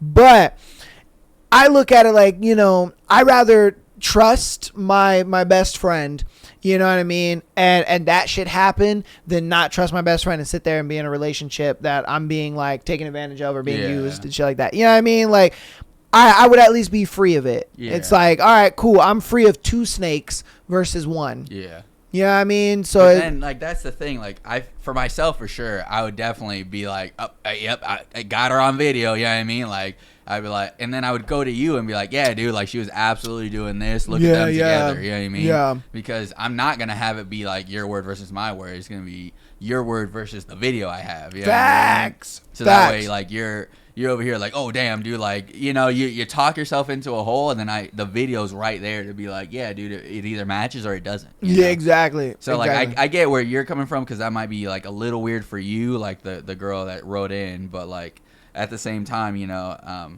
you caught them before, you get the evidence, and then either your friend's gonna gaslight herself into believing the picture or not anyway. So yeah, like, you know, it won't really matter, because at the end of the day, you'll just figure out who your best friend really is, or she'll believe you and be like, all right, I was stupid. You know what I mean? Exactly. So it's a win-win, really. Exactly. It really is a win-win. Definitely. So yeah, man. Just get the evidence. Get the evidence and then show her and be like, see, look, nah, they were in the car. Yeah. They together. Yeah. All right. On to our next one. You guys let us know what you think about that one in the comments, all right? Give her some advice down there. Okay, our next one. She said she wants to regroup. Oh, bruh. Relationship's cooked. So I have been dating this lady for about 6 months now. Everything has been going really well until today. She texted me today telling me she can't meet this weekend because she needs time to regroup because she had a long week. Since she works long hours, I believe her, but I am not sure exactly why this is happening now after everything has gone well for so many months. At book club on Wednesdays, we were treating each other well and nicely, and nothing bad happened. We had considered going bowling this weekend, but now she's pushing it back. I didn't react badly, said I understood, and I am there for her, and that she should let me know when she wants to get together again. What you thinking? It depends on how long the span of time it takes for her to regroup. Initially, I was like, yeah, she just wants to group together all the dick she wants. But, you know what I mean? Like, it could also be like a thing of like, you don't fill her cup up, to say, right? Where, I see. Yeah, if she's like feeling like tired, drained, right? I feel like she should then go to you and be like, dude, this is great. Like, now I don't have to worry about shit. Yeah, I could just go have fun. I can just have fun. You know? But that to me says like either one or two things. Well, actually, two things that say the same thing, right? You don't fill up her cup either because she wants to group up on some more, you know, cock or whatever, or you're just like something else when she's with you just feels performative for her. So she just has to really like take some time away from you. You know what I mean? Yeah. I would say both are kind of pointing to the same thing. I just don't know how serious it is because, you know, like I said, the length of time she spends away from you will tell. You know what I mean? If she's like, I need to regroup for like a week or two, then it's like, all right, yeah, you know what? It's pretty much wraps. We're going to have to cut it here, you know? Yeah. But if it's like, you know, a day and then that night she's like, actually, dude, like I got enough like recuperation in, like let's see each other tonight. then I'd be like, all right, dude, yeah, she was just fucking a little tired, overwhelmed. She wanted a little bit of alone time, and then she went back with you, you know? Yeah, because like alone time, there's nothing wrong with that, Yeah. you know. But at the same time, it's like if this is a reoccurring, like this is happening over and over and over again, it kind of tells me that like either she is like spending her time elsewhere because some other guy is being able to, like he said, fill her cup up when she's like empty from the day, and she's just like you know, or it's a thing where it's just like, you know, she might, because obviously we don't know her, so we're kind of just grabbing at straws a little bit. And it's one of those things where she does enjoy her alone time more than anything. Yeah. I know I'm that type of person. I'm the type of person where it's like, I love being in a relationship and I love having a significant other or whatever, but there are times when I just love to be just alone by myself. You know, I don't have to really worry about nobody else, and I'm just kind of chilling. So I can get it from that perspective, but it's early in the relationship where you guys should still be in the honeymoon phase, where like she's just like, man, I'm fucking tired, but I still want to go see him. You know what I mean? I want to hang out with him, even if it's just we're laying in the bed taking a nap, you know? And so that's where it gives me the biggest like red flag. Because it's like when you're in the honeymoon phase, there ain't no such thing as like, I'm too tired to see my person. Because I just want to be around them all the time. Like if because I used to do that. Like back when me and my ex-fiance like first started dating, I would be exhausted after the day, but I would just go to her house and sleep. You know what I mean? Because it was like, I still want to see you and, you know, be around you. And I would just go to her house, fucking sleep. And then we wake up and we be able to hang out and whatnot. So again, that's why it kind of is giving me a red flag. Cause it's like, bro, it's only been 6 months. It's only been 6 months and she's already kind of like this with you. Tells me that it's like, she's probably dating you and maybe like another guy. And she's kind of just in between them. And so she's kind of giving you the whole, I just need some time. All right, what's up, Chad? What we doing today? You know what I mean? Okay, cool. I'm not hanging out with Chad today. All right, it's time to hang out with Todd today. You know, so. Yeah. And that's why I was like, for myself, it just depends on how long the space is, right? Because if it's like, you know, I need to recruit, and then same day she's like, actually, I do want to see you, and then it's like, all right, she just needed like a quick little break, you know, or like maximum, because even I myself, I'm like, all right, I need to be away from people. Like the max I would say for myself really is just a couple of days, right? Okay. That I've gone without any human interaction. I felt recharged and ready to go back out, but like, I mean, like you said, you know, typically women aren't really like that, you know, like they have all their cup destroyed by like work, whatever, performing for other people. Then when they're with you, it gets refilled. So it's like, for her, especially this early on, to be like, yeah, you know what, dude, I need to regroup, dude. And then, you know, like I said, depending on how much time goes by, it's probably, you know, she's grouping other dudes around just to fucking figure that out, you know? Yeah, because I'm sure she gets opportunities and gets asked this and that, whatever, and especially if she does like a high-level job. You know, there's a lot of dudes with a lot of money, you know what I mean, walking around. But I don't know. You guys let us know what you think about it in the comments. All right. Okay, so this next one, I'm going to ask you, because obviously it's a question and they need advice. But I'm going to ask you the question 3 different ways, and then you let me know. So, in the context of a man and woman, what do you think about 50-50 splitting dates? Okay. So you want me to answer right now? Yep. Okay. That's a good question. Typically, I don't feel like there's a reason to split 50-50 unless you really don't like the girl. Because at the end of the day, right, like and like I said, it just depends, right? Like if you don't like her that much, split 50-50. 2, if you really are tight on money and like you really shouldn't be out if you need to go 50-50, you know what I mean? Because then it's like you want to have fun, but like you're not really in a position to have fun, so you shouldn't be out. 3, you know, there's not really a reason to go 50-50 in my opinion, because at the end of the day, like, you should be able to handle whatever's like thrown in front of you, you know what I mean? So like for myself, like I haven't had like I've gone out with my family and I haven't really had a meal under $30-$40 in years now, you know what I mean? So it's like to do that for a family is like no big deal. And then right, if I was like when I do go out with like my wife, or if I was like dating or whatever, that still would be not something that hurts my pockets. You know what I mean? Mm-hmm. And then even if it was like a night out where it was like more expensive, which, you know, like $200, whatever the case may be, that still doesn't hurt my pockets enough for me to be like, oh, I went out and I didn't do 50-50. Like, that's fucked up. You know what I mean? Like, yeah. Because those are, for dates, I feel like they're investments upon, you know, like,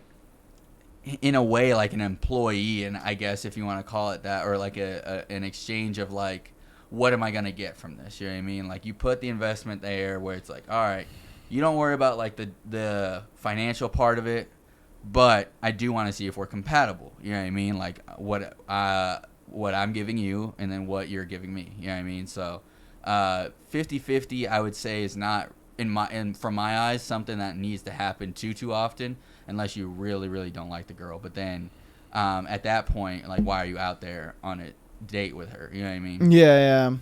Okay. And then so then I'll ask you the same question. What do you think about 50-50, or in the guise of two women, what do you think about 50-50 splitting dates? Like two girls splitting 50-50? Yeah, like two, like lesbians, they're going out on date. And I mean, I'm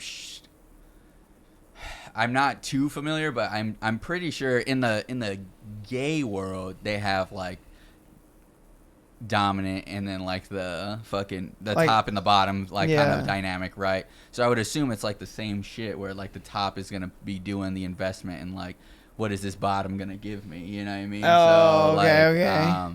I feel like it's like pretty much the same, you know, like one's gonna be more financially in the like positive or like higher up or whatever you want to call it, and then they would just be more open to the idea of like, yeah, dude, like, I'll just cover everything, it's fine, you know what I mean? And then depending on what you have to offer, we can continue or not, you know? Like, okay. All right. And then in the instance of two men, what do you think about 50-50 splitting dates? Yeah, I mean, like I said, I think it's just like a universal thing where it's like, if you like them, you know, pay for their meal, whatever, right? Like, okay. Especially if you're the one doing the pursuing, right? Like that, I think that's really where I'm coming from. Where okay. So whoever asked for the date is the one that should pay, kind of thing. Yeah, because it's like you are like inviting them out on like this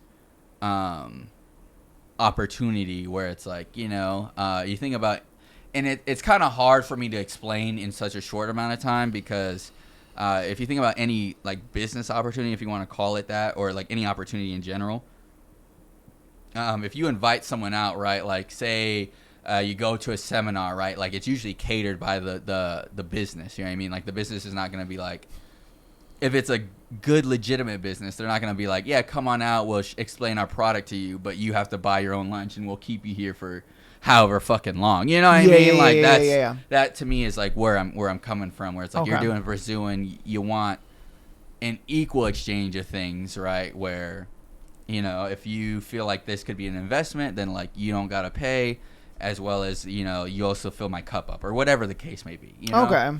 All right. Yeah, because I look at it like when it comes to man and woman, the man should pretty much always pay. I look at it like, bro, you should always be if you're going to be dating, you need to be in a position where you can pay and you can take care of it no matter what it is that you decide as the man to do for that date. Like, you should be able to pay for it. As far as a woman and a woman, I could agree with them doing 50-50 because a lot of times women who decide to date other women, they have far lower expectations of another woman than they do a man, and so a lot of times they're okay with splitting a 50-50. As far as like a man and a man, a lot of times I don't know with that one because that one I think I would go with what you said. It's more of the top and bottom kind of thing. Like they would have to understand, like, all right, man, I'm the top and you're the bottom. But I don't know, some dudes do both. You know what I mean? Yeah, like true. they're like, I'm the top and a bottom. You know what I mean? Because they're like, why not? I'm gonna have the best of both worlds. Be Hannah Montana in that bitch. So, but at the same time, I don't even really think gay dudes date like that. I think gay dudes just fuck and then go back to their own hobbles and do their thing. You know what I mean? Like I don't think really gay dudes date like that. If I'm being honest with you, I think it's only really like the really flamboyant gay dudes that actually date and get married. I think it's like the more like maybe he's gay, maybe he's not gay kind of dudes. Those are the dudes that are just like, yeah, no, I just pop on Grindr, give me some penis, and I'm just chilling. I go back to my shit. You know what I mean? So I don't know. We'll read into the story though, because obviously this person needs some help on what we thought about, but they wanted me to ask us about like 50-50 dates. I kind of wanted to throw it out there because I know there's a lot of viewers out there that are either, lesbian, they're gay, or they're straight. You know what I mean? So I was like, give your take on everything. So we'll read into it. So long story short, me, 28 female, ex-boyfriend 32 male, and I dated for 4 months, and then were official for 2 months before he broke up with me. Looking back, when we dated, he paid for the first 2 dates, brunch and then dinner, and I paid for drinks on the second date. From the third date onwards, he paid for half of the dinner and asked if I'd get the other part of the dinner, and then he paid for the dessert later. Afterwards, we always went 50-50 with dates, and even into our relationship, looking back, I realized sometimes he would just wait to see if I'd pay, and I did, or we'd split depending on what it was, but he would pay and we would take turns, bro. Oops. Oh shit, hold on. No, dude, hold on. Mans was broke. All right. And that's what I was talking about. Mans was broke. If you like are banking on that, where it's like, I hope we go 50-50, like you shouldn't be dating, you shouldn't be going out, all that type shit. Like I said, it's been years since actually, right. My entire relationship, I've never asked her to pay, right? Yeah. And that's been over a decade. So yeah. But then with having a family for 8 or 9 years, I haven't had a bill under like $30-$40 that still has not broken my pockets. You know what I mean? Yeah. So it's like you just put yourself in a position where you don't let it hurt your pockets, and then your family gets to have, or you and your girl get to have a good experience. You know what I mean? You're paying for the experience that you're creating, you know what I mean? And then from there, you keep pushing forward, right? If you're like, oh, well, like, I don't make enough money, or like, whatever. Like I said, I feel like this just goes into, he didn't really like you like that, but, Yeah. I'll let you continue. Okay. He sometimes commented on the cost of things being expensive, and now I think, well, that was a sign in itself. It doesn't look good. He broke up with me for other reasons, but made me reflect that maybe this was a sign he wasn't invested in me because he thought he could split everything. Even though he drives a Tesla, has solar panels at his house, and fancy appliances. Even when he broke up with me, he shouted drinks at lunchtime, but not lunch. However, mentioned he bought a coffee machine for $100 a day before. The drinks were less than the coffee machine, which is fine, but looking back when he said this, not a great feeling. He also made me walk to this date to then break up with me versus driving me there, which was another level of weird, but whatever, it's over now. Other dates I went on were only first and second dates, and generally the guy paid for me on those dates. As a woman dating, how should I go about this in the future? This guy was my first official relationship, and it ended up not being great, and he didn't treat me well. Other things like not picking me up for dates once I was his girlfriend. Is it better to let the guy pay for everything while we are dating before moving to official? Ooh, see, that's a good one. My thing is that should be on default, though. I ain't gonna lie to you. Like, that should be okay, a lot of ladies love to use the whole bare minimum, right? So we're going to use that. We're going to use the whole bare minimum. I think a guy paying for the date is bare minimum. Like, that is, he should be able to do that. Him planning the date, him picking you up, him paying for the date, all that stuff. I think that is just like the bare minimum. That comes with me asking you out. That comes with me saying, hey, I want to take you out on a date. Like that's the whole package. You know what I mean? And then everything else is kind of just, I think that everything else is extra. A lot of girls look at the everything else as like if I get you flowers, or if I decide to do something special on the date, or, I decide to surprise you with something. That's not the bare minimum. That's me going above and beyond at that point. A lot of girls look at that as the bare minimum for some reason, though, which I think is kind of dumb. I think we kind of like lost the plot on that one. Yeah. But that I believe is the bare minimum. And if they're not doing just that, because that's the foundation right there. And this dude, I think what it was for him is that he didn't really like you all that much. He probably just wanted to have sex with you, being real with you. Like if homeboy's got like his own house, he's got solar panels and fucking he drives a nice car and all this stuff. Like, okay, the dude's got money, cool, but I think if he actually liked you and actually wanted to be with you like that, he would have put all of that effort in there, and you would have seen it. Yeah. You would have seen it. I think for him, this was just a thing where he's like, I'm going to give her like just enough, I give me some coochie and I'm chilling, she wants to be official before we have sex or something like that, then sure. Because I think that's what it was, is you didn't want to have sex before like, being actually boyfriend, girlfriend. So he's like, okay, cool. That's what we going to do then. I'm going to make you my girlfriend really quick. Yeah. Your girlfriend now, right now. Let's have some sex.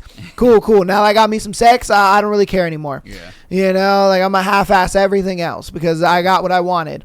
And I think that's really what it happened with you. So it's like, yeah, again, if they're not just doing the bare minimum, like them asking you out on a date, it's all that is kind of encompassed. Yeah. And if he's not doing that, bro, all right, cool, peace. And then that brings me to the point that I was talking about, where it's like, if you show up and you're like, oh, I shouldn't have to pay whatever, the blah blah blah, it's like you shouldn't be dating. One, and then two, I mean, it really doesn't make any sense for you to go do an activity and then you think to yourself like, I'm gonna hate this because of money or something like that. You know what I mean? Like you go there.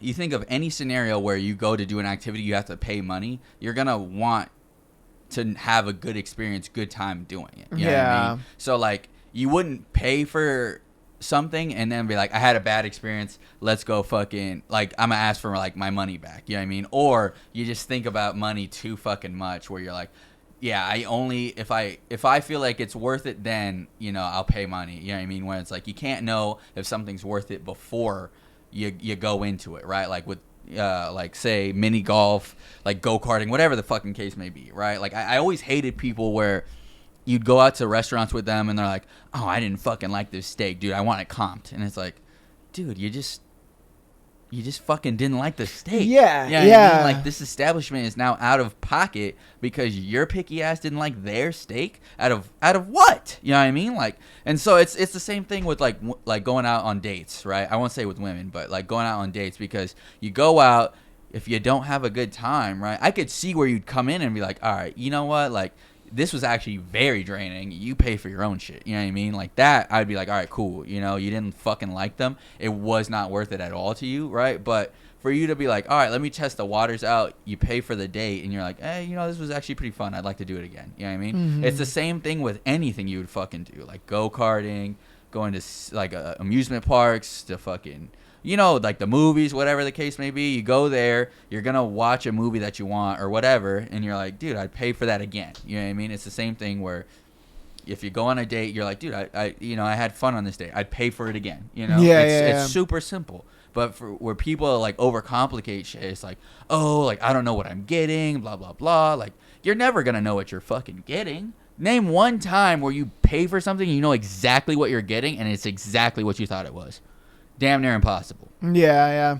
So there's always going to be something you're going to not like about whatever it is that you buy. Yeah. Even if it's like, because I can see a lot of the comments now. They're just like, oh, but Michael, like, I bought a TV. I knew what I was supposed to get out of it. And it's just like, no, you didn't. Okay, you bought that TV, but I guarantee you there's certain things you didn't like about it. You bought that new iPhone, and I'm sure there's things you don't like about it. Yep. You know what I mean? Like, there's always going to be something you don't like about everything that you buy, but you buy it because you liked it enough. Yeah. And that's even in dating. It's like, if you go out with somebody and you're like, I liked this person, they did X, Y, and Z right, but A, B, and C they didn't do right. But that X, Y, and Z, it was enough.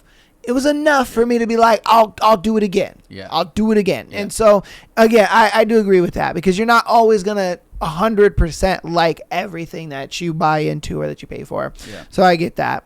And more times than not, like, you never really purchase anything or pay for anything, and you're like, dude, that was exactly perfect. It usually exceeds expectations or is below expectations. You know what I mean? Yeah. So it's like, it's the same thing with dating. You pay for it, you're like, damn, that actually went surprisingly over well. Or like, you know, like no one ever pays for a date and then they're like, oh, dude, that date was perfect. You know what I mean? Like, Yeah, it's not likely. It's foolish to think that you would go somewhere and get exactly what your brain thought of the very first time before you even experienced it. You know what I mean? So for her, right, I wouldn't say like you did anything wrong. No. No. Yeah, now you have more evidence, like we always say, you have more evidence to understand next time if he's not doing, like he's not paying for it, you're not filling up his cup, he's probably not filling up your cup, you probably should cut it a lot sooner if he doesn't. Yeah, I mean it's very plain and simple. He just wanted to have sex with you, and I guarantee you drop the bomb of like, oh, I don't have sex until like we're official, and he was just like, okay, all right, official right now then. He was spamming it, yeah. Official, blood, sign it, you know.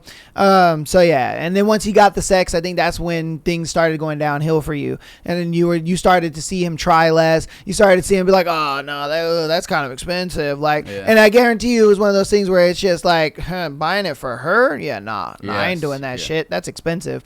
So yeah, he got some coochie, and that's really all he wanted. You know, that's how some guys are. Some guys look at it like, I only want to just have sex with her one time, and I really don't want to deal with her anymore. But I don't want to be the bad guy to break up with her. So what I'm gonna do is I'm gonna be a POS, so that way she breaks up with me, and then we're all good. But I think he kind of saw like, shit, she ain't breaking up with me, so I'm gonna have to break up with her. Yeah, fuck, dude. Yeah, he's like, damn, this bitch, she just keeps trying. Yeah. So stop putting in so much effort. Yeah, exactly. But you did nothing wrong. You just found the wrong guy. That's all it was. All right, on to our next one. Okay, another question for you. Is it better to break up over text or in person? In person? Yeah, I agree with that. In Plain person. and simple. I mean, in text, you're kind of, I feel like that's a very coward's way out, honestly. Oh, 100%. 100%. It's like, dude, come on, what are we doing here? Yeah. Like, if you can't man up and break up with that person in face, like, what are you doing? Yeah. All right, so let's read into the story. I'd really like some thoughtful responses here. I know a lot of people will just say dumping someone over text is shitty. Which way do you prefer to do it? Which way do you prefer to have it done to you? I am about to end a relationship for the first time and unaware on how to go about it in the least comfortable way or uncomfortable way. Is it better to break up with a person over text or in person? So I guess they posed a couple questions to you. Which way do you prefer to break up with somebody? And then which way would you prefer to be broken up with? Okay. So it's like one of those things where what's comfortable is probably not the best practice, you know? Yeah. For myself, really, I definitely prefer the whole face-to-face contact, right? But that's also because I'm not fucking crazy, right? My initial thought going into this was like, all right, look, break up in person, but if that person is crazy, then it's probably not the best idea. You know what I mean? Like, if you feel like you'd break up with them and then they're like, you know what, dude? I'm beating the shit out of you. Like, yeah, all right.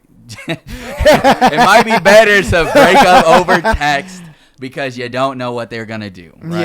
Yeah. However, as far as like being considerate for their feelings, you know what I mean? Like I said, it may be more comfortable over text because you're like, dude, I just really don't want to see this person. I don't want to talk to him anymore. Break up, right? But that's, like I said, it's just being lazy. You're not really caring about the person, which you're choosing not to by breaking up with them anyways. But what I'm getting at is have some respect, do the uncomfortable thing, meet them face to face and like, hey, look, dude, like my needs are not being met or whatever the case may be. Like, you know, I just feel like it would be better for the both of us, especially me, if we broke up, you know? And then whatever they do is on them, you know what I mean? Yeah, they cry and go crazy or whatever. It's just like, I said my piece, you know? What I will always say is, like, your feelings are valid, your actions are not, you know what I mean? Like, if they start crying, that's fine, they're upset. If they start crying and punching people or, like, following you or something, those feelings are not, or those actions are not valid. You know what I mean? And a lot of people will try to coincide them where it's like, well, I'm upset because you did X, Y, and Z. I'm only punching people because you said this. Yeah. Whoa. You can feel upset. You cannot hurt people. You cannot follow me. You cannot come to my job. Whatever, right? So you got to just, one, man up, do it in person, or woman up, do it in person. And then two, understand that their actions are not going to be valid if they are trying to hurt you back. You know what I mean? Their feelings will be fine. You know, you just move on, do what you got to do. But I always say in person is the better option, right? For, you know, how I would want to break up with someone, and then for someone to break up with me, because then I get to read body language. I get to see, you know, and fully understand how things actually are. Where over text, it's kind of, you know, a mix of like, are they being standoffish, you know, like, do they actually care if they're hurting my feelings? Like, what is the case that, you know, really is really going on here? Where in person, you get to convey that a little bit more. You get to see the hurt and understand how powerful your guys' relationship really was, you know? Yeah, or how little they see your relationship, you know what I mean? So, yeah, no, I agree with that, because my thing is I would want it in person both ways. Yeah. Like, I get not wanting to, like, put it in uncomfortable situations, but this is what I've learned the older that I've gotten. The older that I've gotten is I realize living in the uncomfortable is actually the only way to grow. Yeah. You know what I mean? If you live in the comfortable, you're never going anywhere in life. And that's just what it comes down to. And that's something where I've had to, like, really push myself. And this podcast has done that amazingly. You know, it's to a point where, like, I am so comfortable just sharing, you know, my life and everything that I do, and, you know, my, I guess, I don't want to say like secrets or whatever, but just even things that I probably wouldn't tell the ordinary person, I can share it online with these people, and I don't care. I'm like, I'm good, you know? And so it's one of those things where when you live in the uncomfortable, you live in the unknown constantly, you're always growing and you're always becoming a better person. And I think that's even in dating. If you're able to be that type of person where you're able to just kind of live in that uncomfortableness and be able to take it on, then when you do get into your next relationship and you guys are in an uncomfortable situation, all that kind of stuff, bro, you got the bravado and the know-how to get through it and to understand it. And the next girl is going to look at you like, damn, how are you so comfortable in these uncomfortable situations? How are you so, like, good and level-headed in this stuff? And you're just like, baby, this is another day in the office for me. You know, this uncomfortableness is just another day in the office. Yeah. I do this all day. You know, I can go all day, as Captain America says. So it's like, if you're living in the uncomfortable, that's good. Yeah. That's good. That means you're growing. That means you're growing as an individual. That means you're moving somewhere in life. But if you're just staying in the comfortable, bro, you're going nowhere. Yeah. You're going nowhere. You're going to be stagnant for the rest of your life. And that's going to suck, because that means no opportunities are going to come your way. That means no growth opportunities are going to come your way. You're going to look at the last 10 years and be like, damn, I'm the same motherfucker I was 10 years ago.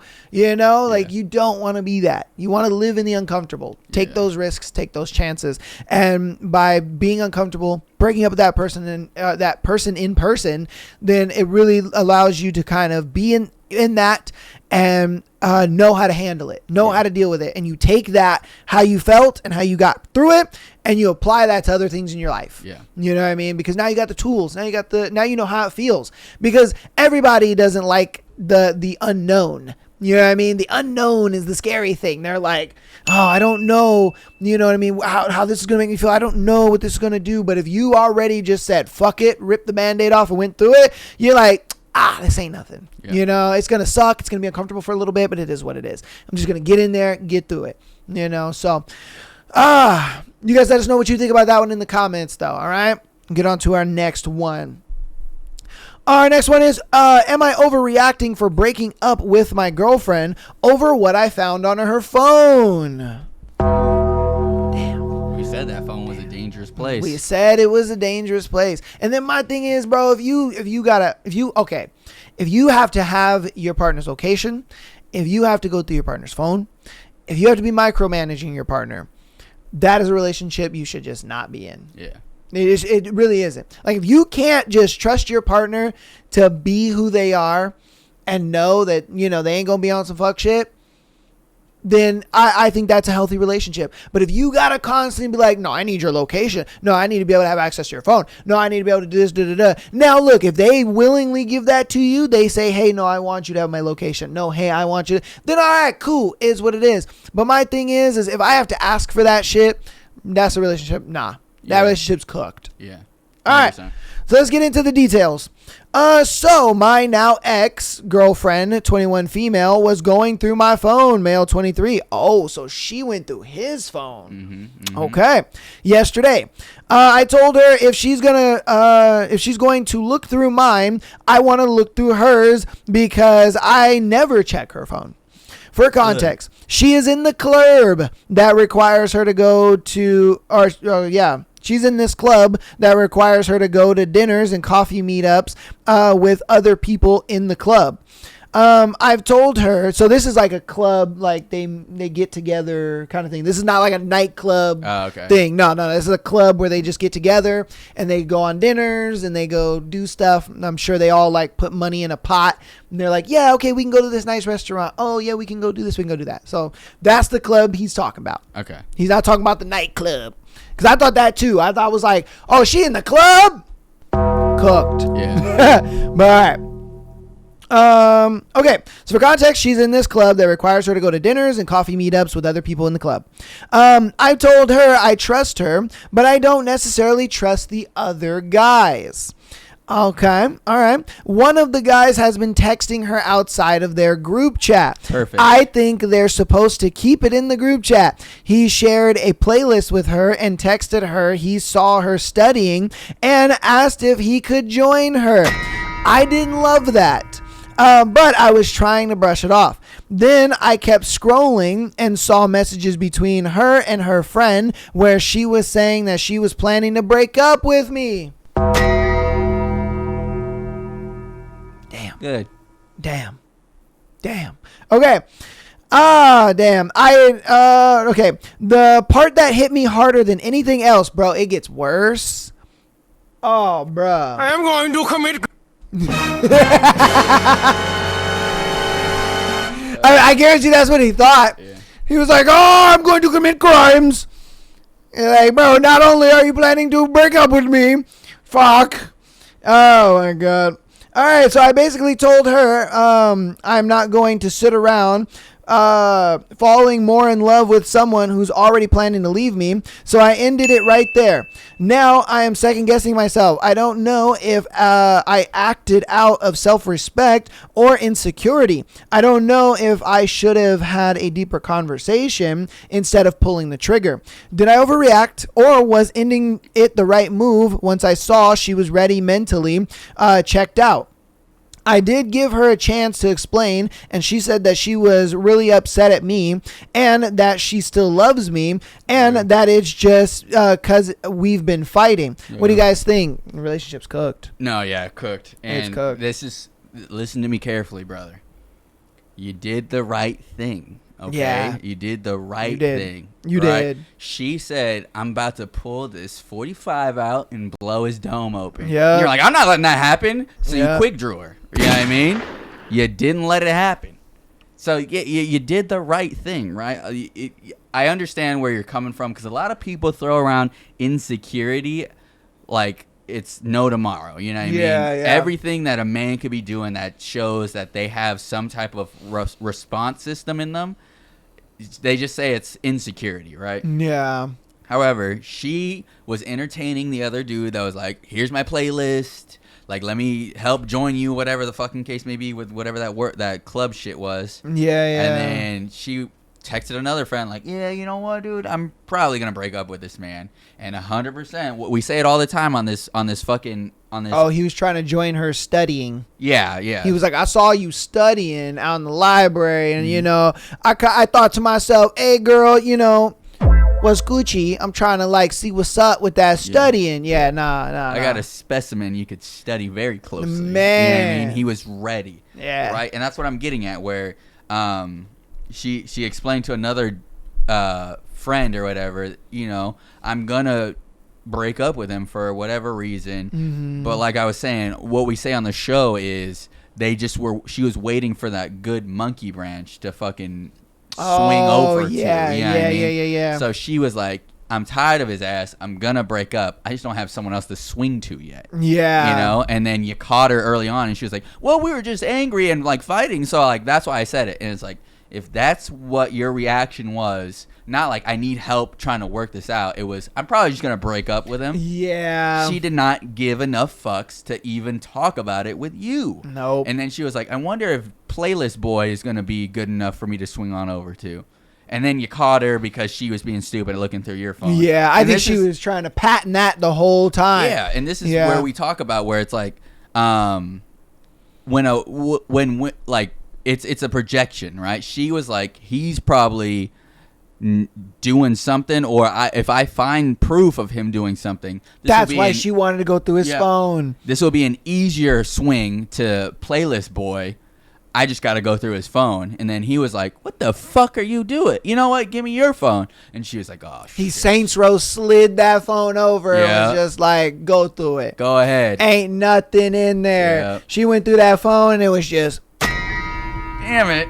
My honor. And there's then nothing. He went through her phone, was like, what the what fuck? is this? Playlist? Who is this? Specimen to study. What the fuck? Went through another one, was like, planning to break up with your cut. Get out.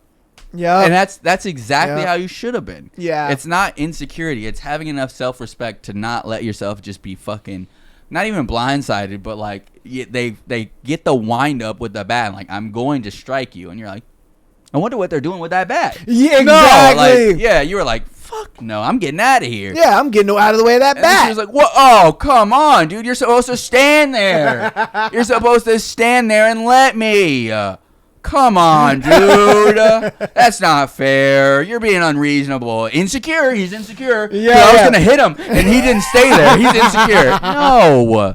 Yeah, you did good, brother. I would say, yeah, that was perfect, spot on. She fucked up.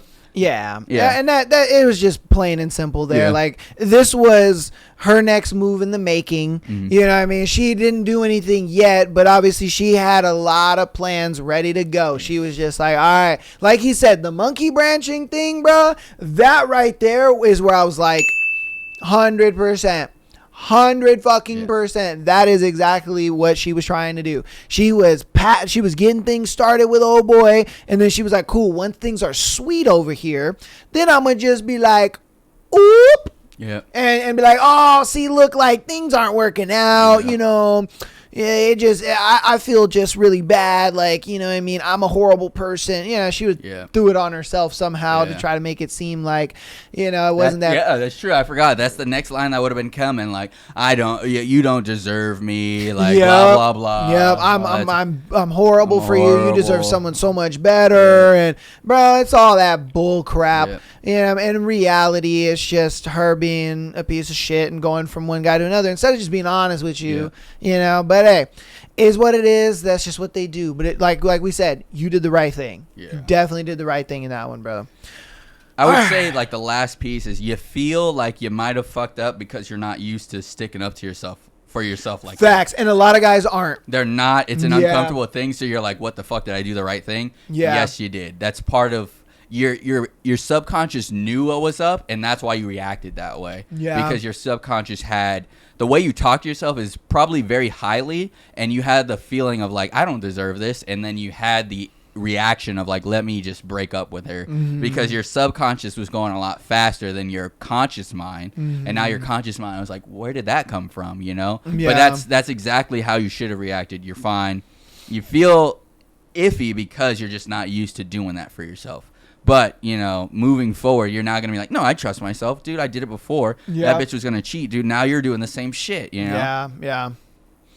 Definitely. 100%. And like I said, I think a lot of guys don't have this like self-respect for themselves because they will sit there and they will just stay in that relationship because, oh, I love her and all, but she's not cheating and she didn't do anything yet though. And it's just like, no, bro, you got to be able to see the signs and where they're going and cut that shit off immediately, because if you do wait, it's only going to hurt you more. She's going to walk away from that happy regardless. Yeah. Because think about it. He broke up with this girl, right?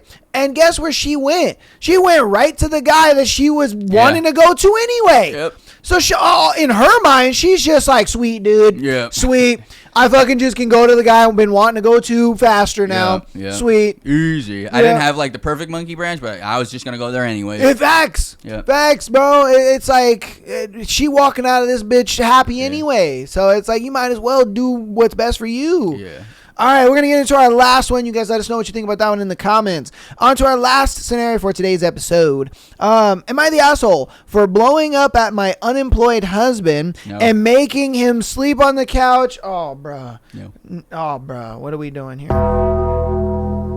Of course she blew up on you, bro. You're not doing anything. All right, we'll get into it. Let's see.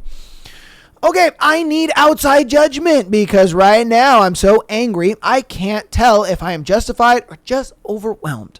My husband has been unemployed for almost 7 months. We had solid savings, but it is being steadily drained. I'm mostly a stay-at-home mom for our 4 young kids and pick up supply teaching work when I can.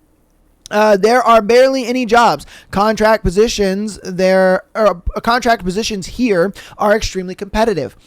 He says the job market is terrible. To be fair, he has made it to 4th round interviews and then been rejected, which I know it's discouraging, but after 7 months, I feel like something has to change. Broaden the search. Take something temporary. Adjust expectations. I'm constantly calculating how long our savings will last.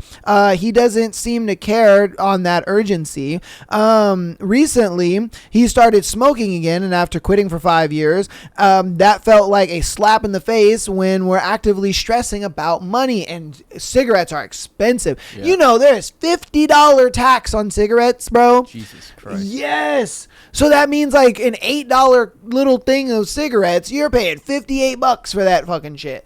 Like, that's how hard they've taxed cigarettes. It's probably more now. That was back in 2017, 18, somewhere around there. So it might be even more now. Then his mom came over and criticized our popcorn ceiling and outdated kitchen. Instead of shutting it down, I got popcorn ceiling. What's wrong with that? Yeah, I don't know. What he started browsing house listings and send them to me saying we should move. What? You stupid. Oh, brother, this guy stinks! You got no money! This man's stupid. Nigga, where are you moving? You can move to the cardboard box in front of the Fast. fucking house. I bet you when he was just like, oh, babe, here, I'm sending you all these listings, she was like, Oh my God, bro. Oh, hell no, man. What the fuck, man? Get your ass on, what money you got? What money you got, bruh? You over here talking about we should move. Nigga, for real? Oh, God. All right, man. I want to hear the blow up. What'd you say to him? Yeah, I want to hear this too. All right, so we literally just refinanced our mortgage and are stressed about finances enough as it is. It feels disconnected from reality. There's also an intimacy issue. Oh, hell yeah, you ain't trying to fuck this broke nigga. Yeah. Come on, bro. We have permanent birth control, so pregnancy isn't a concern. During the day, when the kids are at school, he initiates sex but can't finish. Oh, nigga can't even keep his boner up. Damn. God. You're broke and can't keep it hard? Bruh. Oh, I see why she yelling at you, bruh. God damn. Oh, shit. And then reads erotica to finish. And this nigga's out here reading sex books to nut. That's crazy. I recently saw the type of content he's into. He's never been open with me about his kinks because he knows they make me insecure. We've been together for 20 years. It hurts that he still isn't honest with me. It makes me feel rejected. After all of this buildup, I completely lost it on him. I told him I feel like I'm the only one carrying on the mental load and the financial anxiety. He says he doesn't understand what he did wrong. He's sleeping on the couch and we're not speaking. So here's the conflict. Am I the asshole for blowing up and reacting the way I did instead of handling it more calmly? Or is my anger reasonable given the situation? It's definitely reasonable because guess what? There's Uber. There's fucking DoorDash. There's fucking... Hire anyone. Bruh. Hire as long as you got a fucking car, they will hire you, bro. What do you mean you can't find a job, nigga? That's insanity. There are temp agencies. There are construction jobs. All these motherfuckers that are getting deported right now, guess what? They need to fill those spots. And construction will do it, bro. Yeah. Like... again, there's far. I get it. The job market is bad. 1,000%. I'm not gonna sit here and say that it isn't. But there are jobs that you can work in between finding a job that you actually want to work for the long term. Yes. There are a lot of those jobs. There are even sales jobs. Yep. You know what I mean? I'm literally currently hiring right now. So it wouldn't be anything for him to apply. It doesn't matter what state you're in. It doesn't matter where you're located. He could do it from home. So it's like for him to be like, oh, yeah, the job market's brutal. And then stuff in his face, reading erotica, probably playing video games, not helping you with the bills, mom talking trash on your guys' home and was like, well, I guess we'll move. Like, with what money? Like you said, what money? This man, yeah, honestly, you guys have been together for 20 years. They got kids. I think she said 4 kids. If I remember. Yeah, no, 4 kids. I remember they said 4 kids. Okay. He's not being a good example to. I hope he doesn't have sons with you because he's not being a good example to them. Yeah. If you guys have daughters, he's not being a good example to them on what a man should be.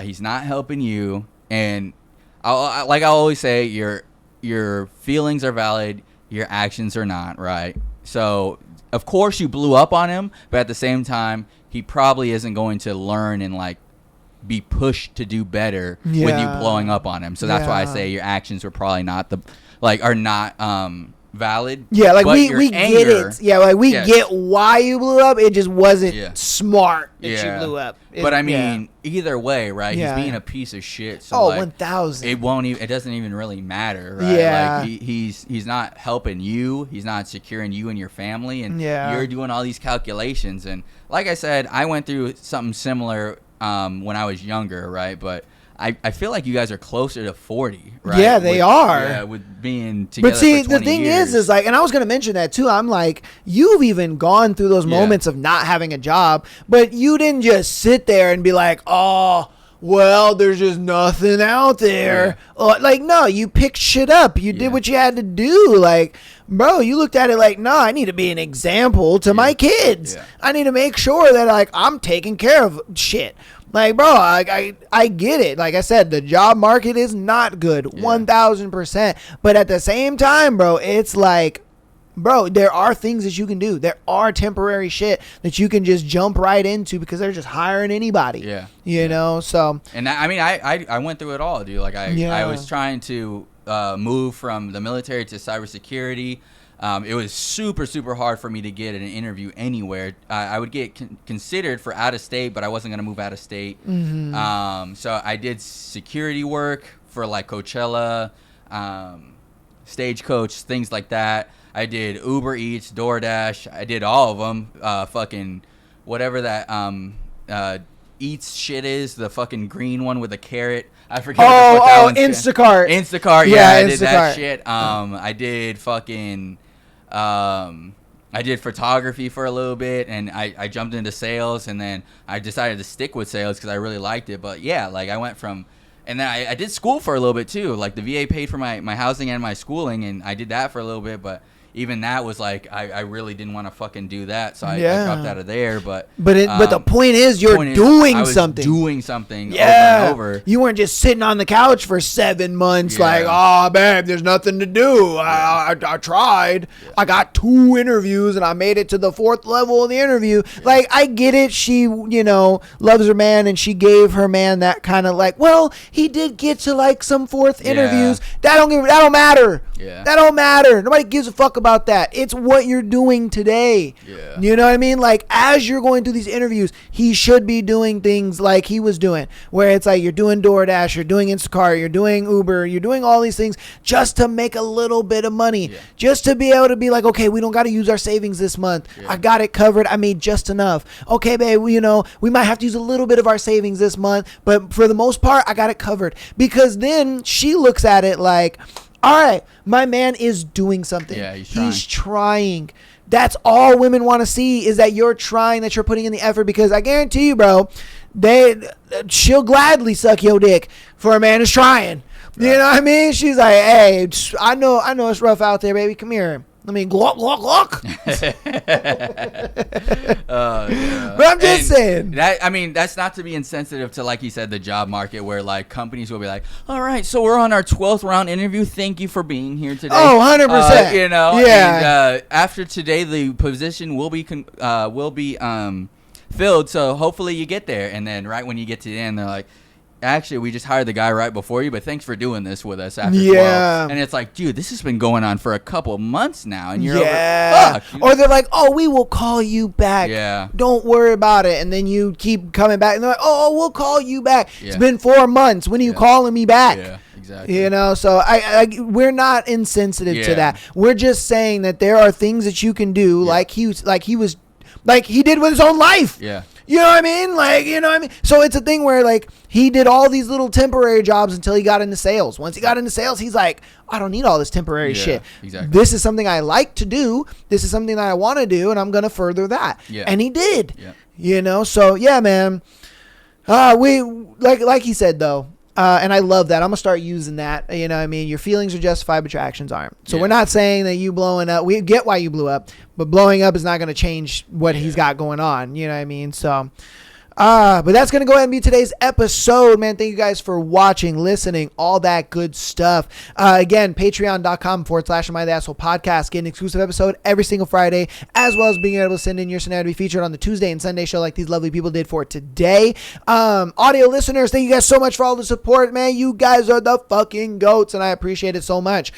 Keep downloading the podcast as well as rating us 5 stars on your preferred platform. If you want to help out even more on the free 99 side of things, go ahead and follow us on Instagram, TikTok, as well as subscribing on YouTube. Follow our boy Mike Life 333. Talk about that job opportunity you were talking about. I wish we would have talked about that earlier in the thing. I'll probably clip it so that way they can see it. Yeah, so I mean, basically what it is just you would get the opportunity to work from home, do what I do. I help families all over America make smart financial decisions for when it's that time of their life where they do experience a loss. You know what I mean? If you want more information, you can hit me up on my socials, but just as a long story short, if you're someone that wants to work from home, you want a rewarding career, you want a career with growth, things of that nature, you can go ahead and talk to me. And like I said, I'm hiring all over America, so you wouldn't have to worry about that. We are nationally accredited, right? And we would just talk about the logistics of the things if you hit me up on my socials, and then we'll see if you're a right fit for our company, as well as, you know, your goals, things of that nature. So you know, don't just think it's going to be like a free handout, but you know, it's one of those things where if your goals do align and we do feel like you're qualified, we would have an opportunity for you. You know what I mean? Mm-hmm. Okay. And what would the job is in life insurance? Yeah, so we're a life insurance company. We just have different roles. Like I said, you'd have to hit me up for like specifics and stuff like that. Okay. We would just have to get into like the nitty gritty and whatnot. But yeah, we are a life insurance company. There's a lot more that goes into it because we are nationally known, things of that nature. But yeah, you hit me up. We'll see if you're qualified, and then from there we can talk about, you know, because we are always hiring. Okay, definitely. I will clip that and I will put that on, you know, TikTok and Instagram and stuff like that. And I'll put his links to that. If you're watching this episode now, the links are down in the description for that. Again, his Instagram as well as his TikTok. Hit him on either one. Yeah. Yeah. Okay. So either one, message him on Instagram or TikTok. Follow him there. All that good stuff. And get tapped in with him, man. If you're looking for a job, you know, if you're like this dude and he can't find a job or whatever. Yeah. Got a guy right here. Plug in. Bam. You can work from home. Yeah. You know what I mean? So again, we love you guys. We appreciate you so much. I'll see you guys on Tuesday. We'll be back on Sunday. And I'll see you guys on Thursday, too, for the book and all that good stuff. And, yeah, that's it. Oh, and actually Friday. Damn. Yeah, we have the free Patreon episode for this Friday for March. And so, yeah, I'll see you guys on Tuesday, Thursday, and Friday. We'll be back on Sunday. Love you guys all. Peace. Peace. This is awkward.